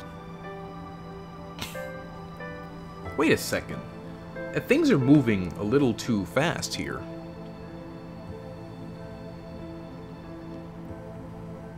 On that day, Amber, still so frail, seemed to shine more brightly than ever. On that day, Amber thought she had finally erased all traces of her rival. But it still wasn't enough. The life she was living didn't seem perfect enough just yet. She still needed something else to be entirely fulfilled.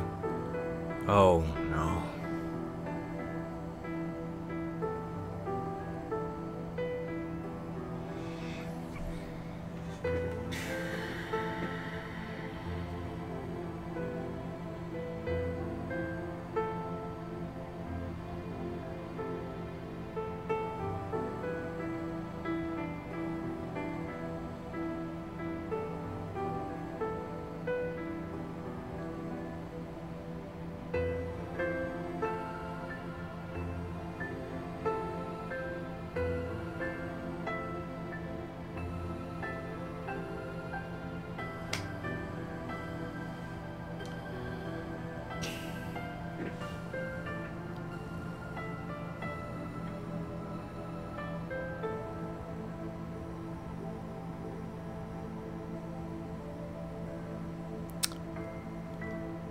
Oh, you think I got the bad ending, huh?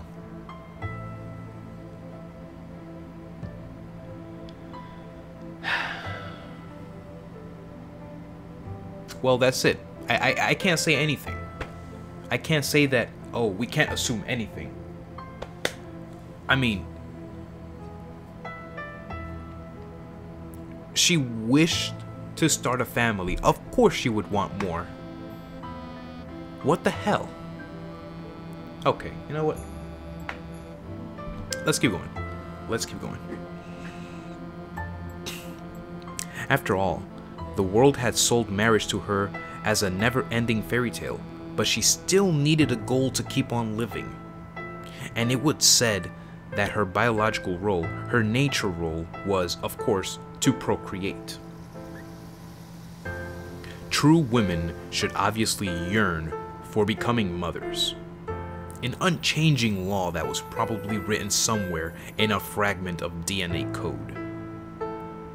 A true woman had the duty of having a child, preferably a girl, so that she could educate her with the same moral codes she had received, except that this girl did not grow up right. She had amnesia. The only thing she remembered was her name. This is not right.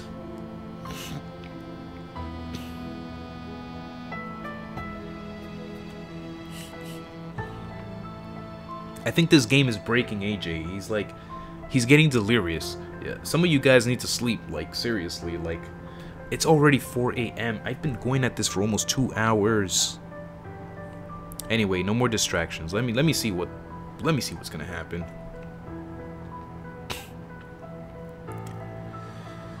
Her living doll to play with, brush her hair, play tea time with.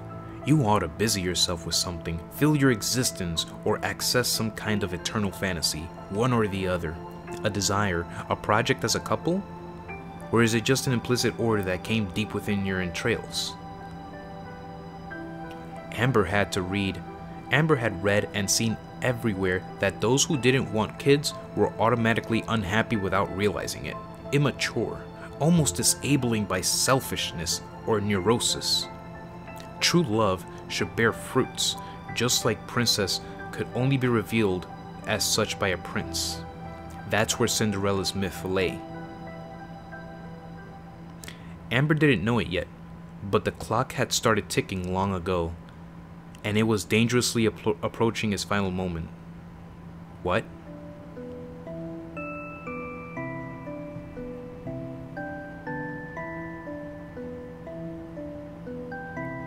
What?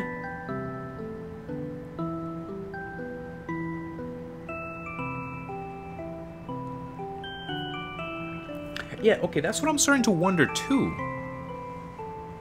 That's actually that's the first thing that came to mind. That's why I could not accept this. I need some more information on this. Like, perhaps the actual age of the girl. I know some time has passed. Like, they're not very clear on the actual passage of time in this game. Clearly, when you meet her, she's just a little girl jumping around in the princess room, playing with dolls. She was literally just playing with the dolls, like tea time and stuff like that. And so we kept getting the feeling that weeks are passing by, and then it jumped to months and months and months. How much time actually passed for this girl to develop such feelings for this guy? Because this didn't happen in a span of 2 days. I need to, give me 1 second. Give me 1 second, because this is, you know, I can't continue like this. I need a bit more of context before I continue. So, Amber.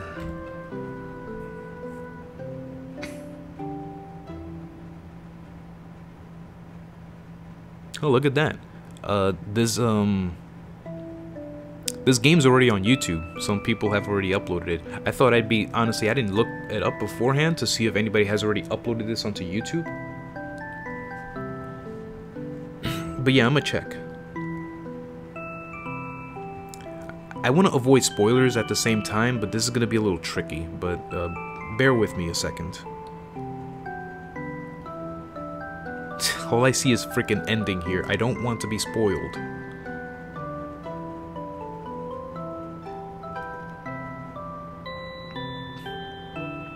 Wait a second, so I'm almost done with the game apparently. It says that it takes up to like I've already been playing for almost 2 hours, but apparently it says that it can take up to an hour to beat this game. Obviously, I've been taking my time with this, so I might be close to the end actually.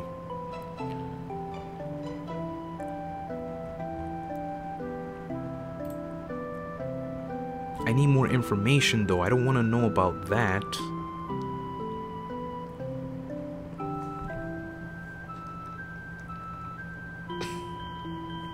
I might have to look into some forums to see.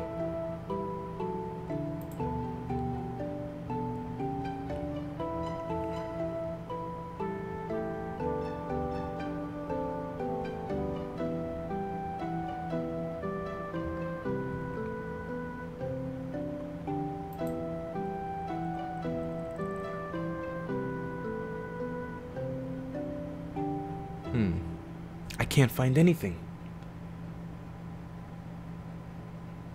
Oh, so yeah, I guess I kind of do have to explain that. So I didn't know what I was jumping into.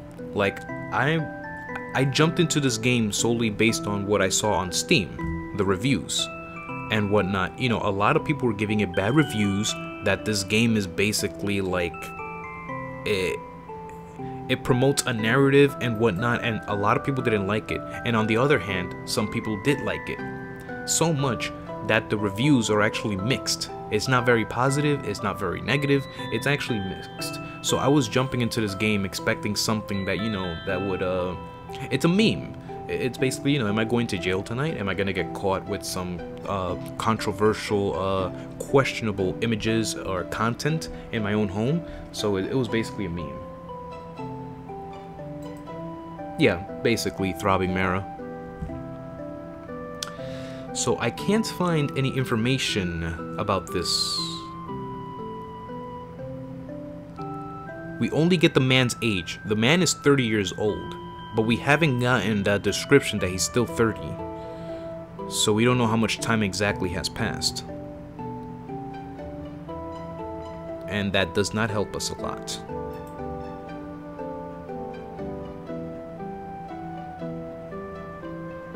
Ambre discovers.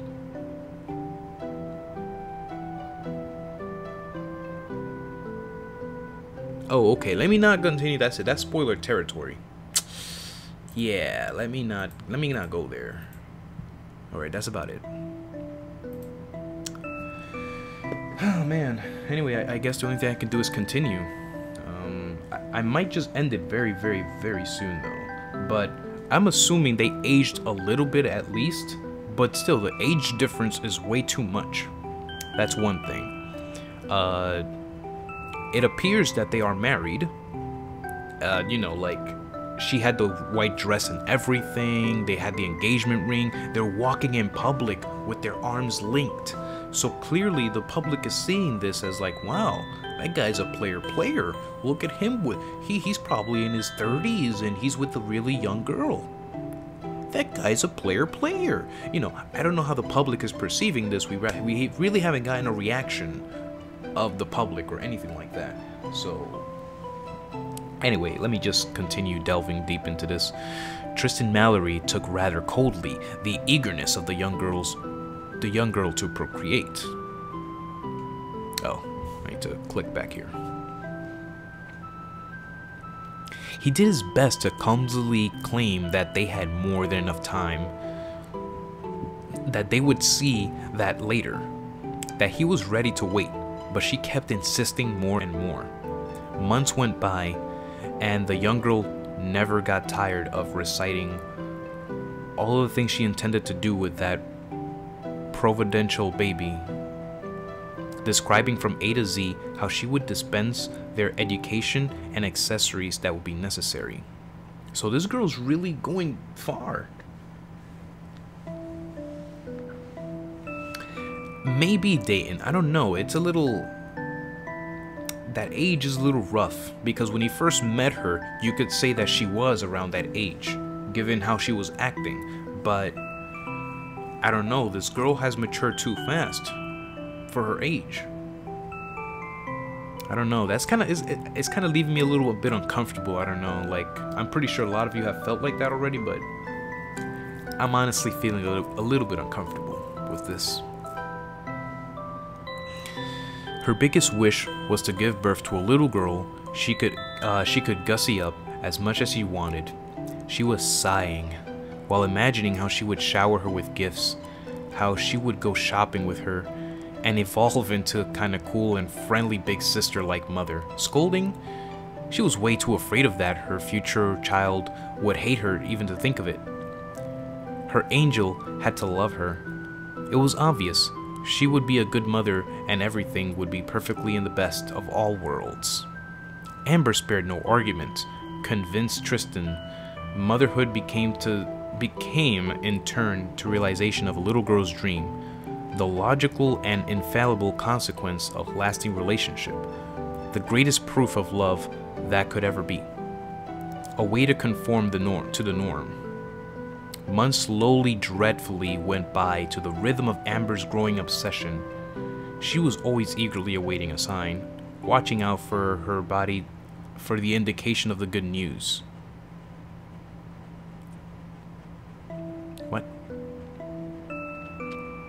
Try after try, she repeated that this time would be the one. However, she had to face the fact that something was wrong, that something wasn't working. She might well desperately attempt her hardest, she still wasn't pregnant. A shower of doubt started pouring down on her mind. Tristan tried to minimize the problem, assured to her that it wasn't a big deal, that it would happen someday, and that they had so many other things they could do together, but Amber wasn't listening anymore. She absolutely wanted to go see a doctor to get her body checked up, to understand the problem and fix it. She wasn't going to give up so close to her goal. Her partner had avoided the subject as much as possible, appeared distant and refused any medical checkup. What?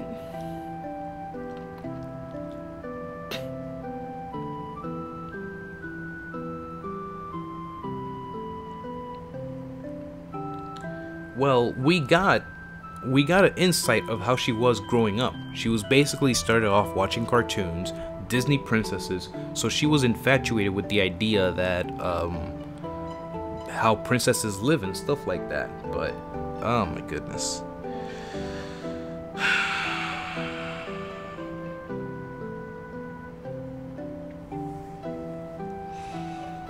I can't lose face.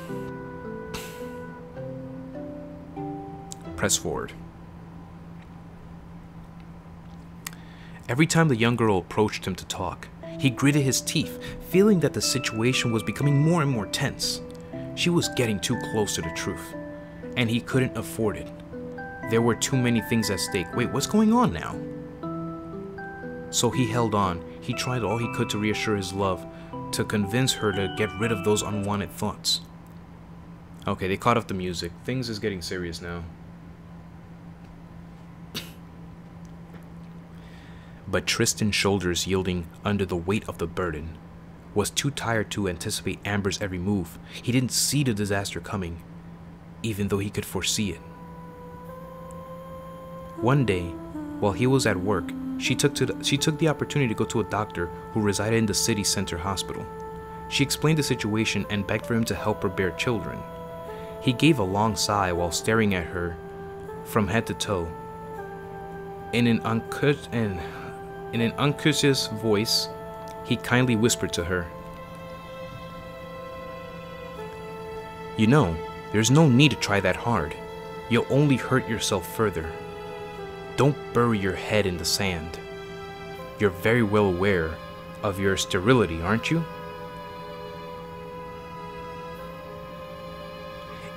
It's not the end of the world, you know.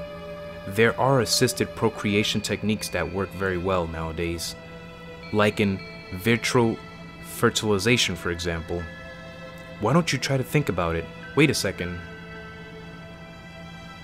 The young doctor had tried to be positive and comforting as he could, but the harm had already been done. Amber was in shock. Her dreams had just crumbled to pieces in the oceans of dust that lit her. She left the hospital completely distraught, speechless, stiff, moving as mechanically as a robot. She heard nothing of the last kind word of the doctor pronounced. All she knew was that she had to go home. Once outside, the sky's blinding gray light made her lose her bearings. She was in the city where she had always lived, yet the buildings, the cars, the peoples passing by They had all turned to ghostly and haggard silhouettes in a dark, upside-down world. Her sight became blurred, little by little, as she staggered aimlessly. The city crumbled into a gigantic pile of ashes. The voice of pedestrians around her corrupted into an inaudible language, metallic and meaningless. Amber managed to reach the park, instinctively not really knowing how. A terrifying dread was seizing her from inside. Unable to see, unable to understand anymore, she let herself fall into the grass, pupils wide open. All of a sudden, the gray-filtered images of her past came back to her reality, brutally hitting her in the stomach. It's impossible. Why? Why me? Even though I am normal, I'm not trash. No, it's impossible. My dream. I wanted to be happy. She remembered. She remembered the mirror. The mirror. The crude light above the mirror that showed her all of her flaws, all of her imperfections. The excruciating need to be perfect, to be flawless. Flawless like the models, the actors, the singers that were on every screen, that were constantly seen. To be seen, to be admired, to have every corner of yourself analyzed, never relax. Be inapproachable, take care of everything, hide everything. Keep everything deep inside, even if the fragile surface is going to crack under the weights of lies. The mirror, in front of which she carefully put on makeup for long minutes. That miraculous product that could erase those damned imperfections, those damned traces of humanity. Shave her legs, not leaving a single hair, frame her brows, choose the best outfit possible to show herself an advantage, add a layer of makeup on her face to make the identity appear in favor of a single form of beauty. A majestic beauty, an artificial beauty, impossible to attain, the mirror, in front of which she would weigh herself in front of which she would tell herself that she should be careful of what she eats, become thinner, become more beautiful, more desirable. Throw up the excess. Keep only what's essential, admire yourself in front of the mirror. Throw up that unwanted vital pulsation. Throw up what's dirty and what's become cleaner, inside and out. Destroy the dirtiness, everything that is dirty. Become pure, immaculate, perfect. The mirror. The eyes of others, the permanent mirror vanity, believing that you exist, destroying yourself bit by bit, becoming unable to survive by yourself, to stand the growing loneliness, the pathetic struggle against your own being. Mind almighty against the body, forcing it into submission, forcing it to remodel itself, to fit your every wish, forcing it to become your soul's one and only avatar. Not being able to accept yourself anymore, the endless impetus after time, nature, a constant effort to kill yourself, to prevent yourself from existing. An ethereal body fantasizes a corpse body. The mirror. The mirror is scrutinizing the depths of my heart. It knows everything. It sees everything. I can't escape it. I cannot escape. Locked in by her obsessions, Amber convulsed frantically while letting out piercing shrieks. It has to stop! It has to stop! Suddenly, the emotional pressure became so strong that she completely lost all sense of reality, and her mind cracked up. She didn't move anymore. She no longer pronounced a single word. Motionless on the park's grass, terrified eyes immobile. You could have believed she was dead if she hadn't been breathing faintly. The world seemed to freeze, explode, die in an insufferable shriek of agony. Her world. The clock had struck midnight, but Cinderella wasn't ready to give up on her dream.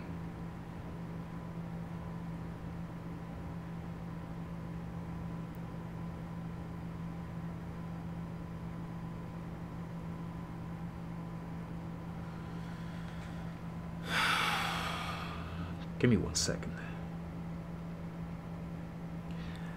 It didn't help that the music got very eerie like that. It's 4:30 a.m. for me right now. It's I'm actually shaking a bit. You can't really tell, but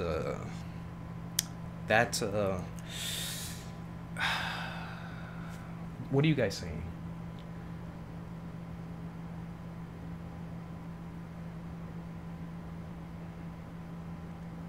Okay, let me. All right, so no, it hasn't ended yet. I have to press the button to continue. So, again, to try to be rational about what's going on in the story.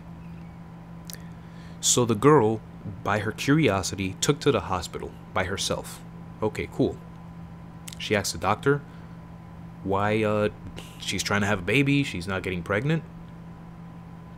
And apparently he mentioned something about her sterility. So apparently this girl can't have kids.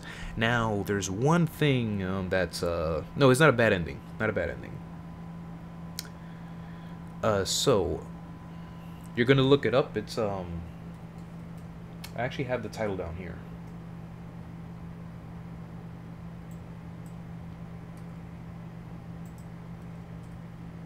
That's the title right there that I put.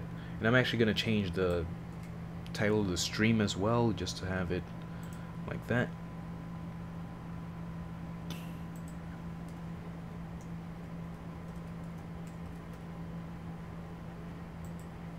Alright, so she's at the hospital, right? Okay, so here's what's going through my mind so far. So in the real world, you know, you go to a hospital, so I'm assuming that, you know, the doctor would mention something about her age. That's what I'm trying to get clarification of. That's where I'm heading back towards. I just wanted some clarification on her age, but the doctor mentions nothing of the age, goes straight to like, hey, stop trying so hard. You're gonna hurt yourself in the end. You know you're kind of sterile, correct? Here, try something else that could help you try to conceive a child. There's other methods of doing this. So clearly something is up. The doctor doesn't mention the age. I don't know what to think right now.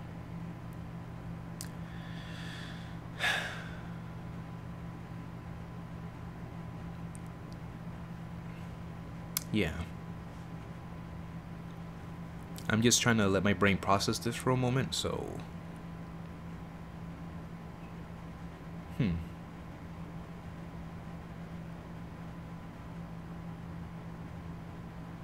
Okay, I think I'm ready to move on.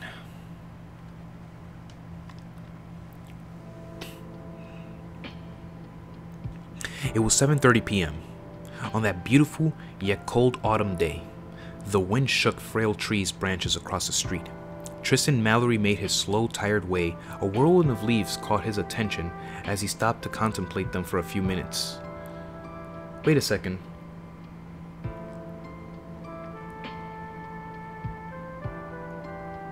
Wait a minute, this is how the game started. Interesting. Maybe we're gonna get like a backstory? A spray of colors danced around him, fragments of red, orange, yellow, spread at random, forming a mosaic that stretched far as the eye could see. A rush of beauty in the gray fuming city, in the noisy metropolis that was constantly exhaling pollution. Alright, so I even messed up on the same words. This was definitely in the beginning. This is how the game started out. Coming back to his senses, the 30-year-old man shook his head. Now wasn't the time to be daydreaming. He had to go home. Oh no, this is not the beginning of the game. Ambre was waiting. But it started exactly the same. Okay, so he's just continuing, basically. So they're still saying the 30-year-old man, but what is this guy? Oh, you're gonna go to sleep? Alright, Dayan, yeah, it's pretty late. Thank you for stopping by. Always appreciate it. You have a good rest of your night now.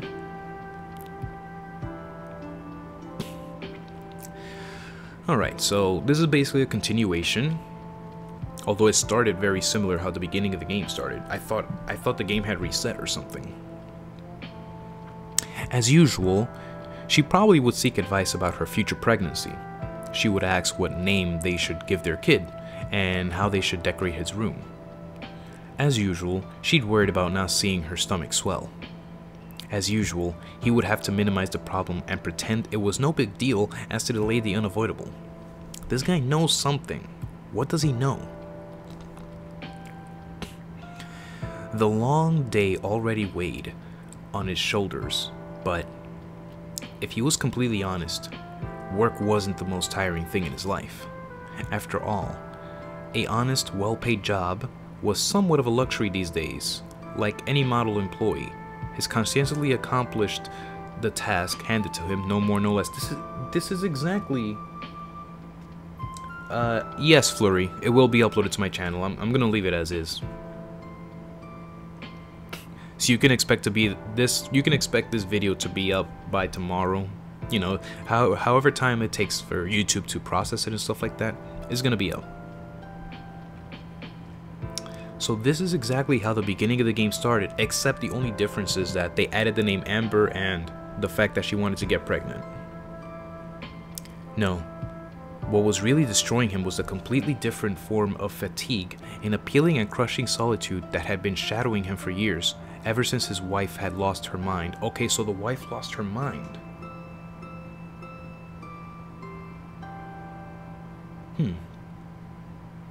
The light tinkling in front of the door opening brought him back to Earth. He was already as flat. Amber should have been there to greet him with a wide smile. Instead, a sad and silent living room was waiting for him. A shiver traveled down his spine as he entered the room. Where was she? Could it be happening again? Driven by an almost desperate urge, he didn't even bother hanging up his coat correctly before slamming open all the doors, one after the other, hoping she would only be sleeping in the corner. Each time, the same emptiness answered his pleads. He felt a rising dread within. His last hope, the last door, the forbidden room beyond. He opened it slightly and peeked inside. Of course, there was no one inside. That would have been too easy. He fell heavily onto the sofa. The crushing solitude came back full force, crushing him again and again, wounding his face with invisible cuts, the cuts of time. It was happening again. Amber had gone crazy again.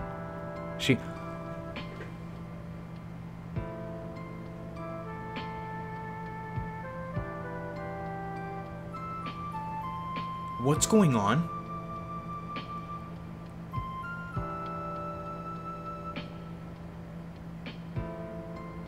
Alright, Flurry. Have a good night. Oh, you got work in the morning. Have a good night, man. Thank you for stopping by.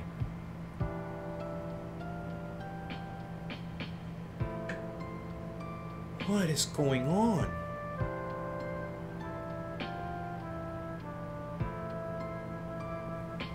Oh my god. Wait a minute, I am confused. I am confused.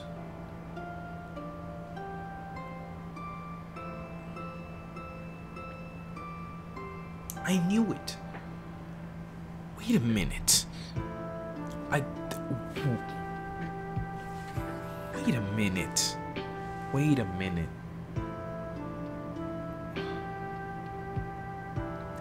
Yo, Mara, please tell me you're seeing the same story that I'm seeing. Well, you weren't here in the beginning, but this is exactly how the beginning of the game started. He opened his doors, he was going a little crazy because he's all by himself, and then he just crashes into his sofa. He's feeling all depressed, and then he puts on his coat again. No, he says, yeah, he puts on his coat again, goes outside, and he finds this girl. And wait a minute. Could this girl actually be the wife? She did mention that it looked just like her earlier. Alright, let's continue because this... Now I'm too deep into it to stop. I actually wanted to stop, but I cannot stop now. And once more, he would have to find her before she got hurt. He would have to play the part of a stranger, impassive, reveal nothing more, nothing of the torment devouring him alive. All of a sudden, Tristan Mallory felt immensely exhausted. He held his head in his hands, staring at the floor for a long time. He needed to calm down, even just a little, so that he could pretend he wasn't affected by it. Then after what felt like an eternity, he abruptly got to his feet. He gathered all the framed pictures that had been displayed and stowed them away in a closet. The memories needed to be out of sight. This is exactly how the beginning of the game started. What the heck?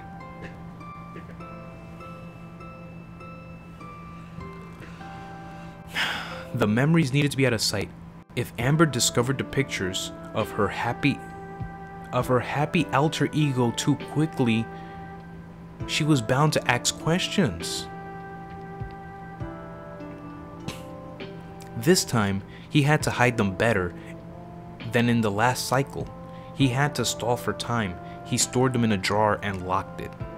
The frames didn't take up too much space after all, and there weren't that many of them. He always put the same ones on the buffet. She never noticed it. When he was sure that there were no more pictures sticking out, Tristan put his coat back on and rushed outside. It was chilly, a bit dark, but there was still enough light to see clearly. It was the ideal time to take a walk. At least that's what he once might have thought. As he hurried along the sidewalk, the 30-year-old man was anything but relaxed.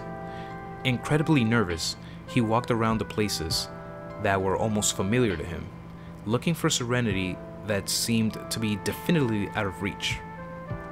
He had to find her. He had to bring her back home. While passing a park near his home, Tristan Mallory suddenly heard a high-pitched, almost inaudible plea. Exactly how the game started. Again, I'm going to keep saying that, but this is exactly how the game started. Except they're adding the name Amber and actual pieces of information that weren't there before. His heart jumped, and he stopped. What?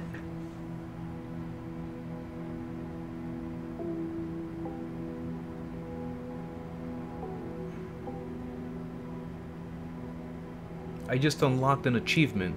Round and round like a carousel. Oh my god. What is happening? What is happening in this story right now?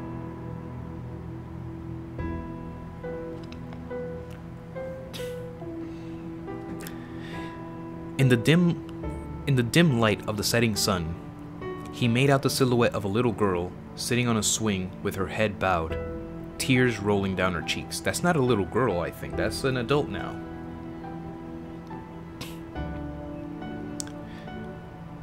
Afraid of startling her, he approached slowly and took a closer look. He was indeed standing in front of his wife, Amber Mallory, who used to be so charming. She was still pretty, but seemed to have aged prematurely. White locks here and there brightened up, her long hair point where you couldn't tell her age anymore. With that appearance, she could have been an old lady, yet she was barely in her 30s, like Tristan, who didn't appear any younger. Wait a minute, what?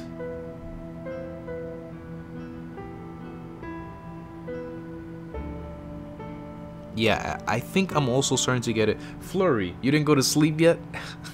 I knew it, because we just got to a point where it's like...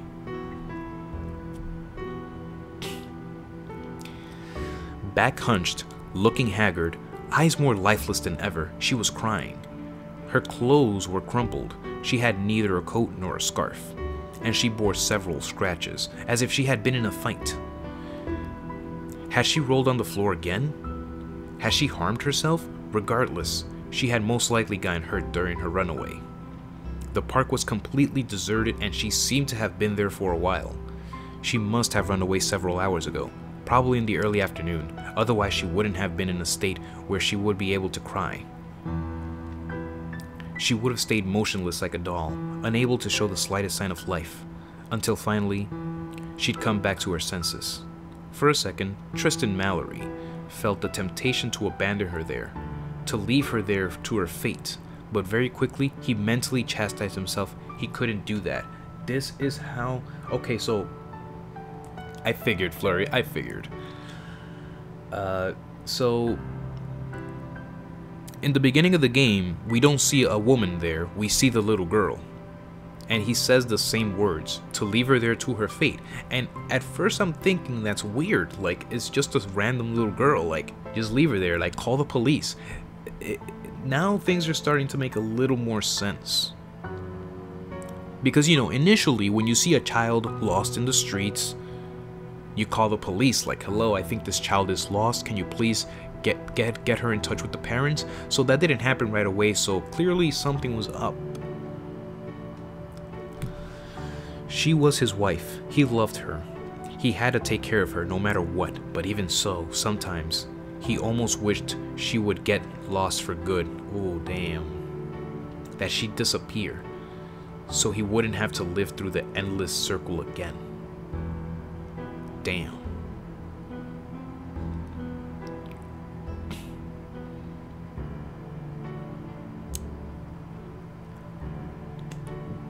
Damn.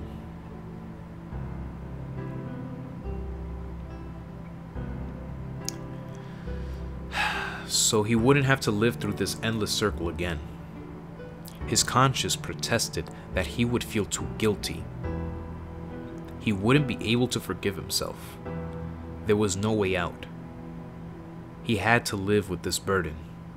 So he placed himself in front of her and asked in a soft voice, "Is something wrong?" At first, his wife seemed to not hear him. She choked on her sobs, hiccuped, and shuddered. He was now sure of it. She had forgotten everything once again.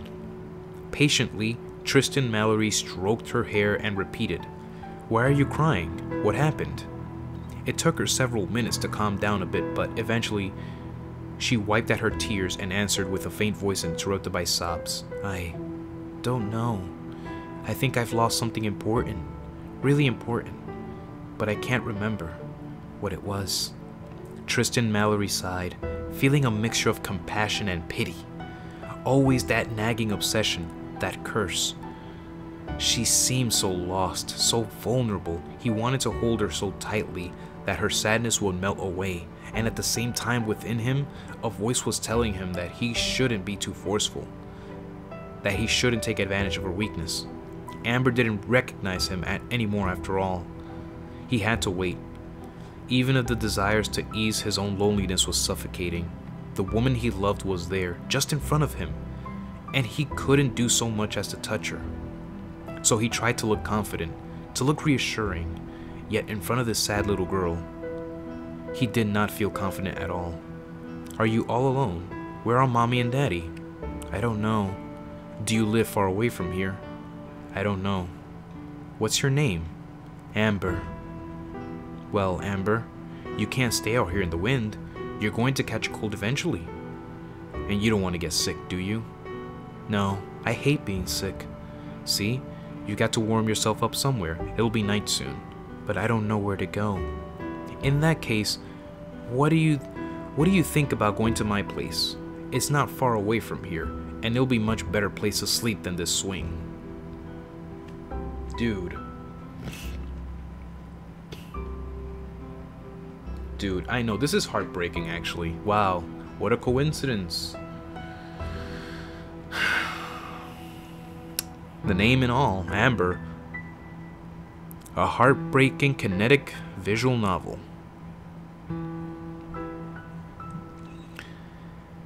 Amber seemed worried, but she had no other choice but to follow him. He gently reached a hand to her. For the first time, she lifted her eyes. They were washed out, blurry with tears, and hesitant. Those were the eyes of a little girl stuck in a woman's body. The eyes of a woman haunted by her little girl obsession. The eyes of a trapped person. He thought it a good idea to force a smile, to appear reassuring. Even with the fatigue, Tristan Mallory showed the most convincing smile he could and took her hand, so fine, so frail, to help her get to her feet. Man, she looks so dead though.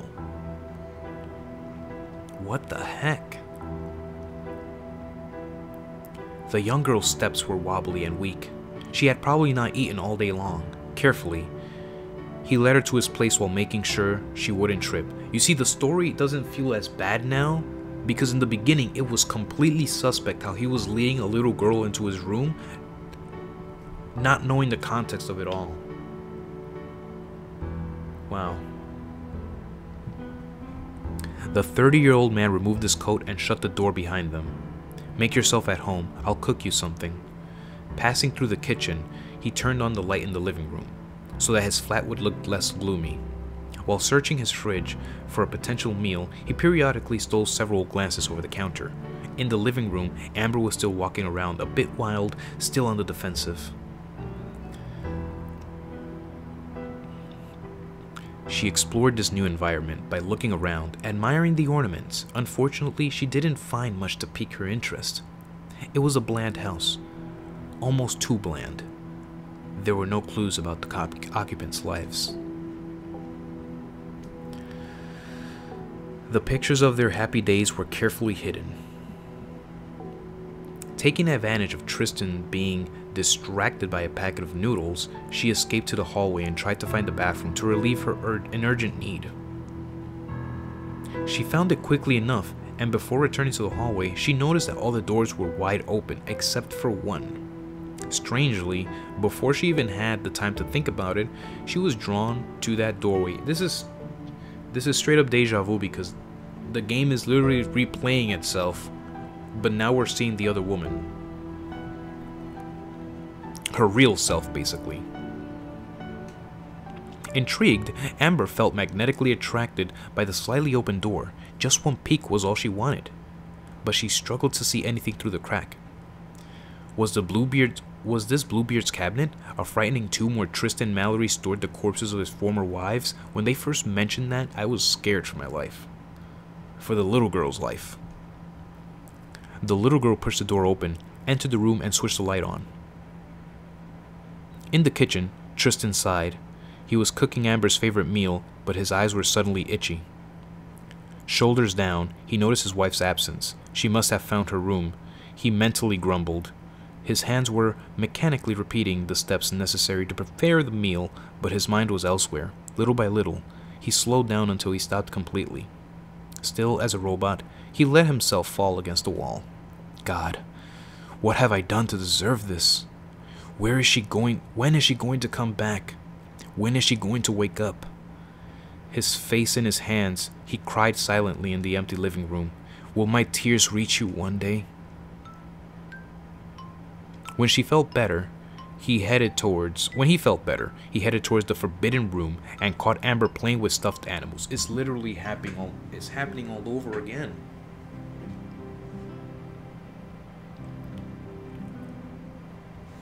It's happening again.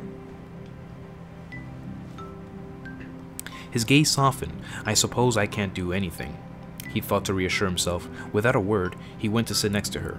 On the bed, the young woman was moving the stuffed animal's hands while making them speak. In her weak voice, she was narrating the stuffed animal tea party and seemed to be enjoying herself very much. The light was back in her eyes. Suddenly, she got mad at a plump cow and scolded her harshly. It's dirty. Stop it right now. You're making a mess. Allie, what did I just say? It's dirty. You gotta behave yourself. And don't roll on the floor. You shouldn't make a fuss just because you didn't get what you wanted. As punishment, she sent the cow into the corner while ordering her not to move and replaced it with a pony with long eyelashes. The stuffed animal tea party hosted... Okay, look guys, oh man, I'm gonna stop for now. I think I might have to continue this another time. I really wanted to continue, but I can already see what's happening. The game is basically most likely going to continue the same storyline we saw as the little girl up until the point where she is about to break again, and probably something else is going to happen. That's all I can see from where this is going. So I'm going to hold off and I'm going to wait until next time. Let me hit the important save button that I have not done. There we go. So I've saved the game. So next time, I'm going to begin again from this same spot. My God, what a story. I felt it. I had a surge of different emotions while playing this tonight, and I don't know. It was definitely some of an experience. I was really uncomfortable at first. Then I felt utterly confused. And then we got the ultimate realization of what's actually going on here. Wow. Wow. Yeah, time to get your throb back. Wow, wow, wow, wow, wow. Anyway, guys, that's gonna be all for this stream. I do thank you all for stopping by. You know, I really didn't expect much people to stop by, like, at this time. This is the dead hours. Like, unless I have, like, a lot of people and stuff like that, a lot of people are sleeping. Especially around where I'm at. AJ probably knocked out a long time ago. Thank you, Mara, for stopping by. Flurry as well. He's probably gonna see the rest of this, but he's gonna be disappointed since he didn't miss much. I'm explaining here that I'm gonna stop, and I'm gonna continue next time.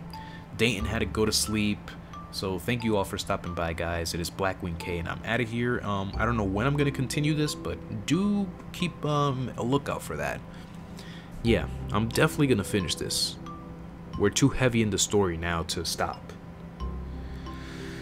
Whew. Thank you again, guys. Thank you for putting up with this as well. I will see you next time. Later. What a story.